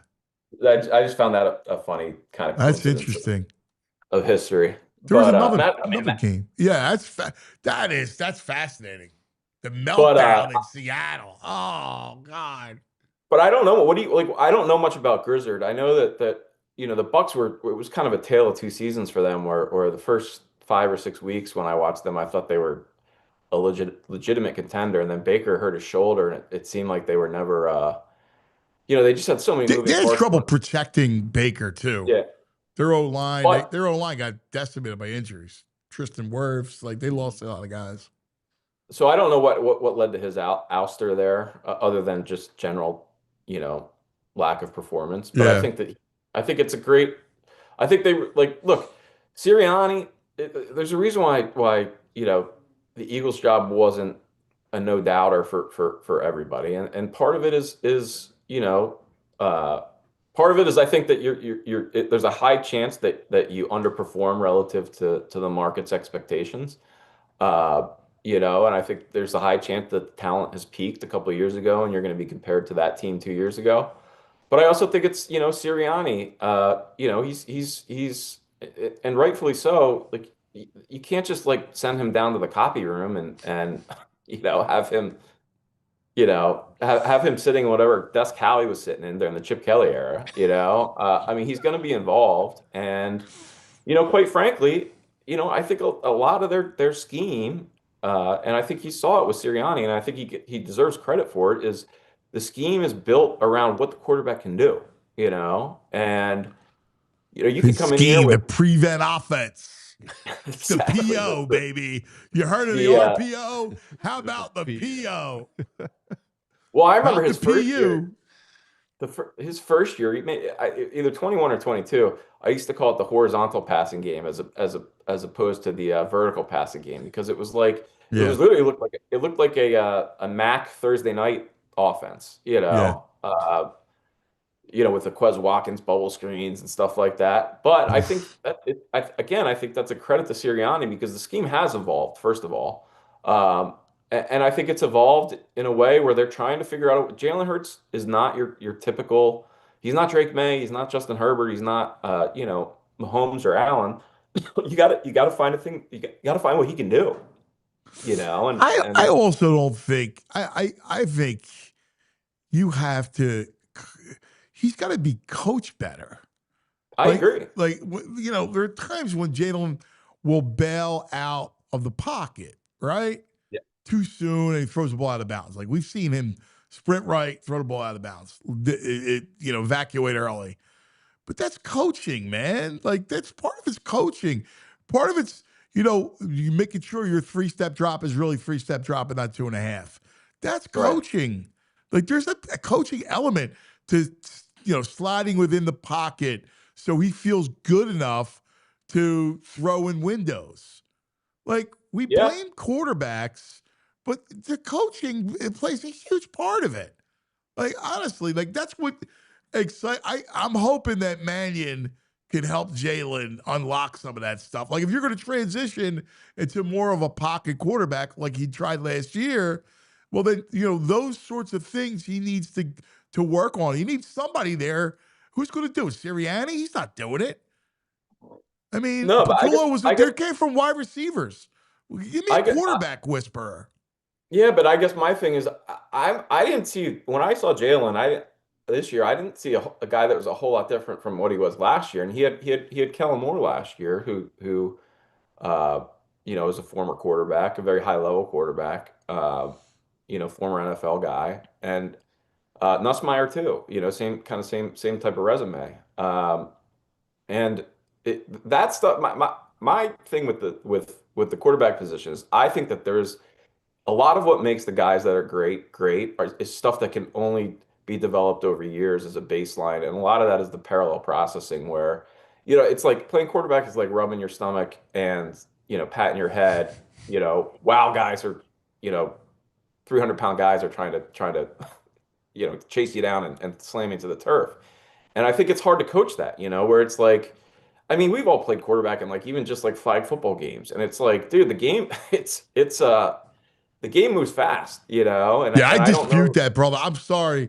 Like the great coaches. Look at Caleb Williams and look at him this year under Ben Johnson and what he evolved into. Yeah, he was wildly inaccurate last year. He struggled a lot, and then this past year, Ben Johnson comes in and has made him unlocked with his great arm talent, right? With incredible mobility. It's coaching. Jalen doesn't have the arm talent. I don't listen. His arm's not. He doesn't have a noodle arm. His arm talent's but so much fine. He doesn't have Caleb Caleb Williams' arm talent, but his arm talent's sufficient. It's a lot of it's coaching, man. I really believe that.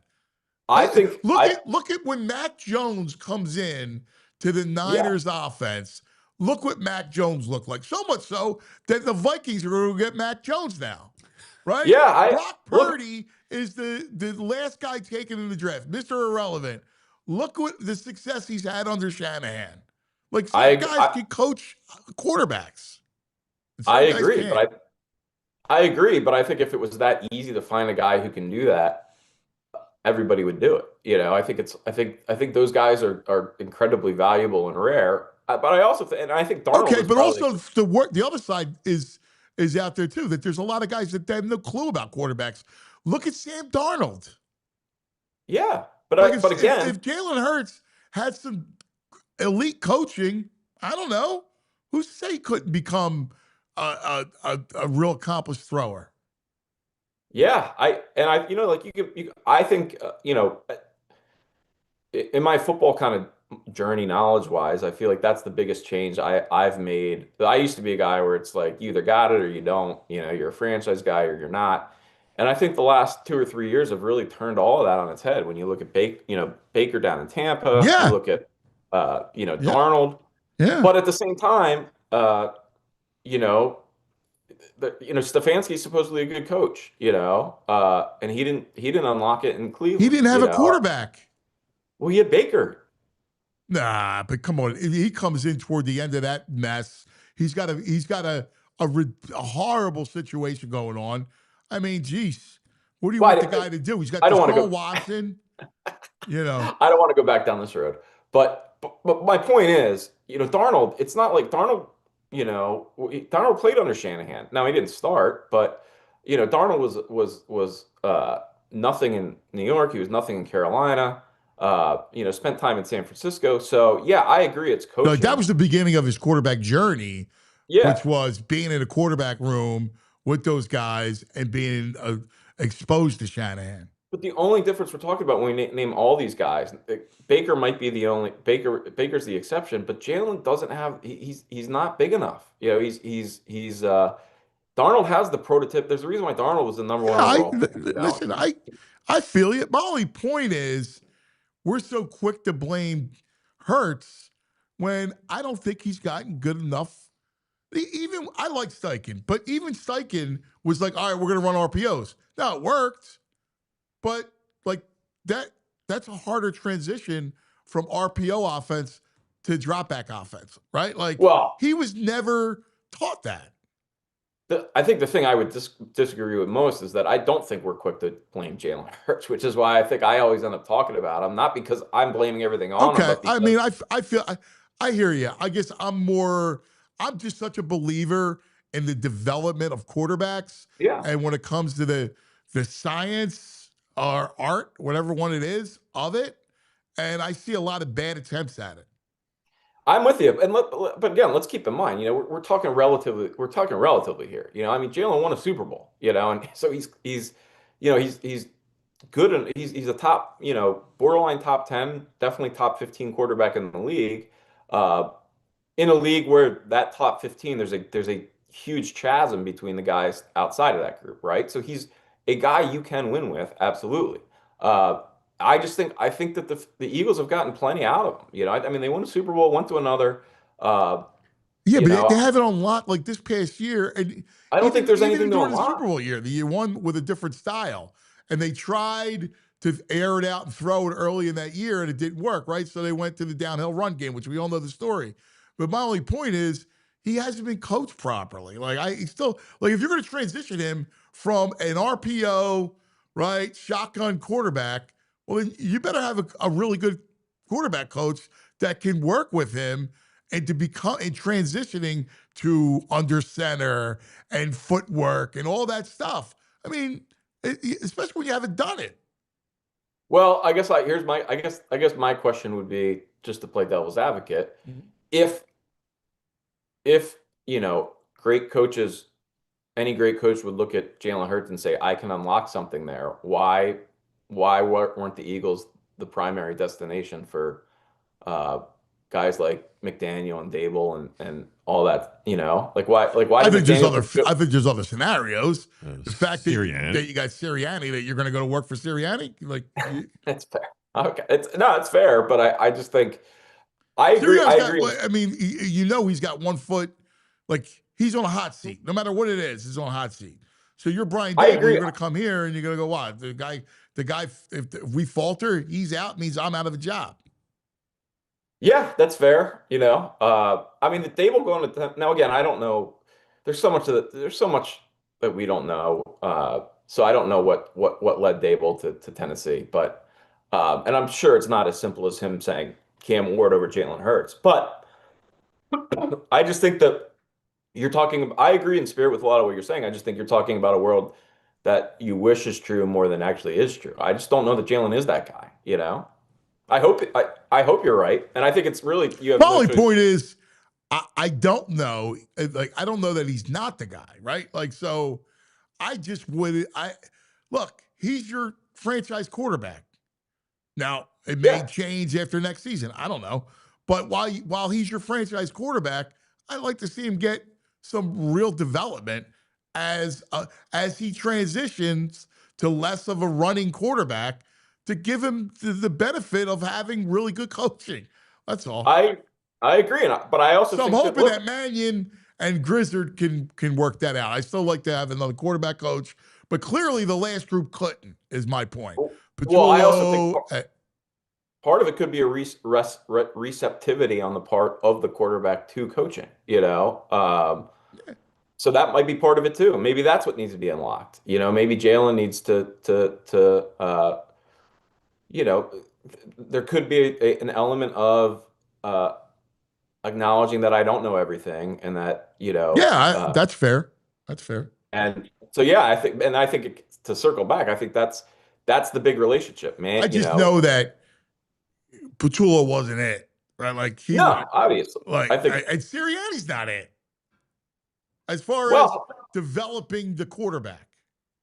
yeah. Well, hey, look, I'm with you, but again, I think that it's easier. It's ultimately easier said than done. Where, like, and I think Sirianni, yeah, like he needs to build a staff that's going to be able to do that, because he's not the guy to do that. I mean, John Harbaugh wasn't some quarterback whisperer, right? Was he? I don't know. No, he didn't come from that side of the ball. Right, he had to build and I think Sirianni needs to be at a point where he's looking to build. He can't be looking at himself as an offensive guy. He needs to be looking at himself, actually buy the whole CEO thing and build a staff that can, that can do that development. I'm hopefully Mannion is that kind of guy. I think, again, that's why I like the profile. I think that they, it makes a lot of sense. I agree for with that. bringing both those guys in. That's why it's a fun conversation. Yeah. It's a great conversation. I can talk. I love that. I hope you're right, and I hope Mannion is that guy, because I think, I think I'd love to see Jalen Hurts, be the guy that we've seen in stretches. Yeah. I mean, listen. I mean, this is a very important year within the whole framework of the franchise. It's a huge year because look at it. Fangio probably won't come back after next season, right? Like, that'll probably be it for him. And like, who knows what happens to coach? And by the way, as we're talking, the NFL has announced that Paris will be hosting a game this year, and the Saints will be the home team in Paris. You like going to Paris? I love Paris. I don't know that if I were in Paris watching the Saints would be at the top of my list, but I'm in on you, Like, Charles Salazar. Kellen Moore's got him playing good. It'll be a fun team out there next year. Tyler Shook in Paris. I want to go to Paris, watch the Saints. I'm in. do it. I'm with you. I'll be right behind you. You got Paris, Barcelona, Sydney, Melbourne, Rio, Munich, and of course London. What do you Who's think? going to Melbourne? Who's going to Melbourne? I don't know. It's a good question. I don't think the Eagles can go to Melbourne. I don't think they're going to Melbourne. I know there's a lot of talk because of Mailata, but I don't think so. Yeah. I wonder if Kittle. I mean, is Kittle Australian? Kittle's Australian, right? No. I don't know. I don't think so. Probably some team has a punter that is Australian, and they could send down. Do you like the international games? Do I like them? I think it makes total sense from a business standpoint, and I think the NFL would be foolish not to be doing what they're doing. From a competitive standpoint, I think it. I know. I mean, like the Brazil game. I think it compromised the competitive integrity of the game and the season. So I think that I don't like it from that standpoint at all. But at the same time, if I was Roger Goodell, I would be doing the same thing. Yeah, well, I mean, Pro Football Talk is saying that game is October 25th in Paris, and it's the Saints versus the Browns. Ooh. Wow. Wow. I mean, I don't know if Macron will even go to that one. are you kidding me? What I would have killed yesterday to watch Saints Browns. You would have. I'm with you. There I was think nothing on. I think the Sunday before the Super Bowl is one of the worst sports days of the year. It sucks. There's July 3rd, the All-Star break? Like, Yep. Yes. right? July 4th. What? It stinks, right? But Yep. this Sunday, worse. And they didn't even program. Like, I wanted, like, do something special. Wall-to-wall hockey, 48 hours of hockey, 48 hours of college basketball. Give me something. You got a whole weekend where there's no football. Take advantage of it. Yeah, I mean, I think I'm with you. I think it's such a letdown having that first weekend without football in 6 months or whatever it is. I'm with you. I think I don't know what you could plug in there. Nothing. You know. It's nice to take a break. You just take breaks. a day off. It's like a palate cleanser before the Super Bowl week starts up. A break. Yeah, Can't it's do that. nice. The Grammys were on last night. I mean, the whole point of stink. sports. The whole point of sports is to make us forget how mundane and boring our lives are. Yeah, you imagine if there was no sports, what kind of miserable existence we'd have? Yeah, it's a We break. had it for a little I don't bit. know. Sucks. I think Murph, we that's love you, man. What are you That's a working on? bad take. That's a bad take by Greg. Bad, horrible take. The It was Grammy. awesome. take Such a Grammy. relaxing day. Catching up on some series. We'll agree to disagree. Yeah, I'm with You Murph. can't walk anywhere where you're at. You bop around the city. It was great. I didn't have to pay can't walk attention to any- anything. I yesterday. can't walk You anywhere pop I'm at around the because city. it's, I it's wish I could 12 just degrees stop outside. You guys are stuck on I couches wish in I the could. burbs. I wish I could go out every night and drink. I know. Unfortunately, I got responsibilities. I'm an Yeah, adult. so you're stuck on the couch in the burbs. It's 12 It degrees stinks. outside. I'm not walking anywhere. What do you got working on, baby? I'm gonna dive into the. I'm gonna watch. I'm gonna try to figure out who I want, what's gonna happen in the Super Bowl. Just as my own passion project. I wanna.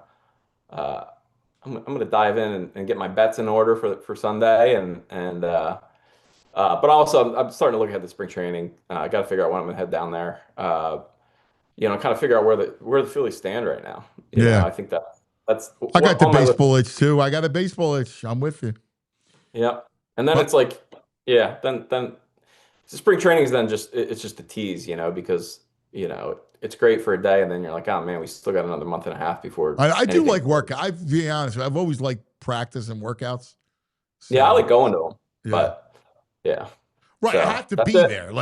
But I can't just be, 800 miles away. Like I gotta be there. Yeah. And my brother, we love you, man. You're always a blast. You're the best, Murph. Thanks, pal. Thanks, guys. Love you. There he is, the great Murph. That's a horrible take by you. To have a nice day off with no take. sports. Horrible take. Crazy. Horrible. You need more interest, man. You're horrible. You need a few more interests. You are. You're terrible. Hey, God bless. You chose a great path. All right? It's not about choosing a great path. Not everybody, unfortunately, I I have got some other responsibilities. interest other than Like, I got sports. responsibilities. You're on the couch. That's your I got responsibility. You're on the responsibilities. couch. I know. Practice, kids. I cook dinner. Like, all the stuff that I have to take care of kids. I can't just go to the bar. Well, I ordered dinners. Nice, Like, I nice couldn't Chinese just go food to the taken bar. last night. Like, would I like to just go to the bar and drink? But Dad can't do that. You can't do that. It's not like you have 4-year-olds at this point. Come on. No, you can't do I'll that. pay for your Uber in. You pay for your Uber back. We'll have a good time. No. Don't even think about sports for one night. No, I need it. Need sports. So I want to give props. I mean, we're going to see the football guys, the Eagles guys will be down Super Bowl over in California all week, having a good content, good interviews. Flyers guys killed it yesterday at the event, the Flyers charities event. Flyers, the carnival, yeah. which is always Flyers fight for lives. I always love the wives. Yes. Flyers wives So fight for lives. I wanted to show you a video. Bill Matz volunteered to sit in a dunk tank. It's And we got a beautiful. little video of someone trying to dunk him. Way to go, boys.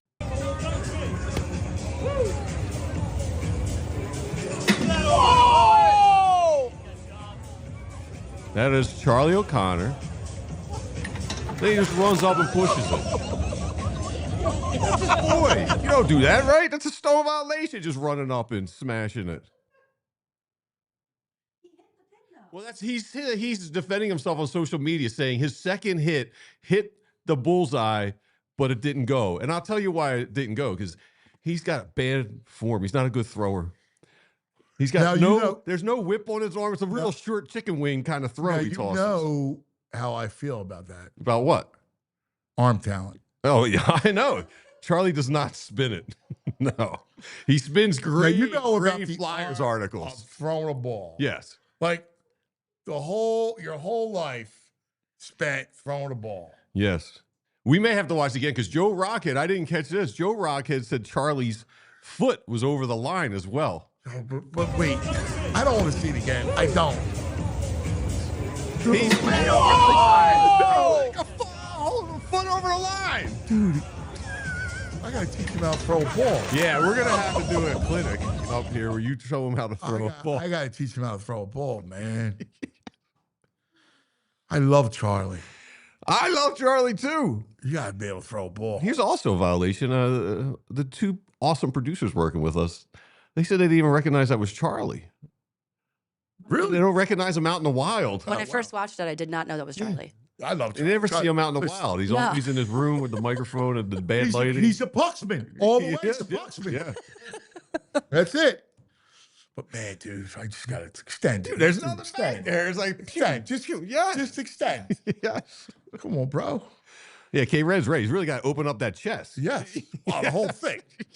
I mean, I'm not asking you to stride. Like, I'm working on Boston's delivery, right? Give me a stride. Yeah. Nah. No, you can't. Just goes that arm strength can't knock that buzzer in. That's bad. Can't run up and two-hand push it. That's bad. Yeah. Like, to your boy, I would never push you were up there, I'd never run up and push it. Well, no, it's weak to do that. Like, I would never push it violation. either, but like, I would love to just dunk you with the I'm sure you fastball. would. Yeah. Oh, I'd love to heckle you too. Yeah. Yeah. Yeah. Come on, marinara guy. You know what Come I on. would do, though? Come on, chicken parm man. You think you got me? You know what Think I would got me, probably chicken do? parm man? I would probably aim at your head. Yeah, I know. Yeah. I'd try to shatter the glass. Yes. So I would hit you in that forehead. Yeah. I'd love to see like the laces imprint on your forehead. Yeah. Come on, Ragu. You got it, Ragu. Ragu. All right, let's go back in the day. That was classic. We're going back. We're going back. We're going back in the day with True Mark. Oh, yeah. Math might be off, but I think we're going 56 years ago. February 2nd, Groundhog Day, 1968. Philadelphia's own Wilt Chamberlain does the NBA's first ever triple double-double. 22 points, 25 rebounds, 21 assists. Wow. It's only been done once after that. Look at that. Who do you think did it once after him? It's in the What is it last again? 15 years. It's a double-double, but everything's in like in the 20s. 22 points, 25 rebounds, 21 assists. I know this. Westbrook. Yes, correct. Yeah.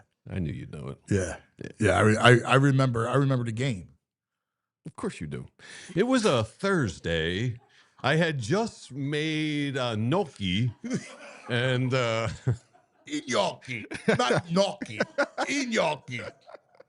Friggin' Menegan. All right, everybody. Thanks for hanging with us. I don't know. I'm depressed. It's going to be a long, long road. And did you look at the weather for February? It just doesn't get above. Listen, man. Like every night. This weekend's going to be 6 again. Like 7. Wind chill -3. God. Actually, the hatch of my SUV, I shut it, and it was so cold the window shattered. So, Dude, my windshield cracked. It's crazy. It's got a crack. So yeah, I might walk gotta home. go, It's going to be 32 degrees. I might walk home. Safe flight. What is it? Yeah, safe light repairs. Safe light repairs. Yeah. Yeah, they come out there. They're good. They do it quick. Anyway, we're in it together. All right? It's family. Love you guys. Boy, we love you. Thanks for hanging. See you in the morning. We all silly like the mayor.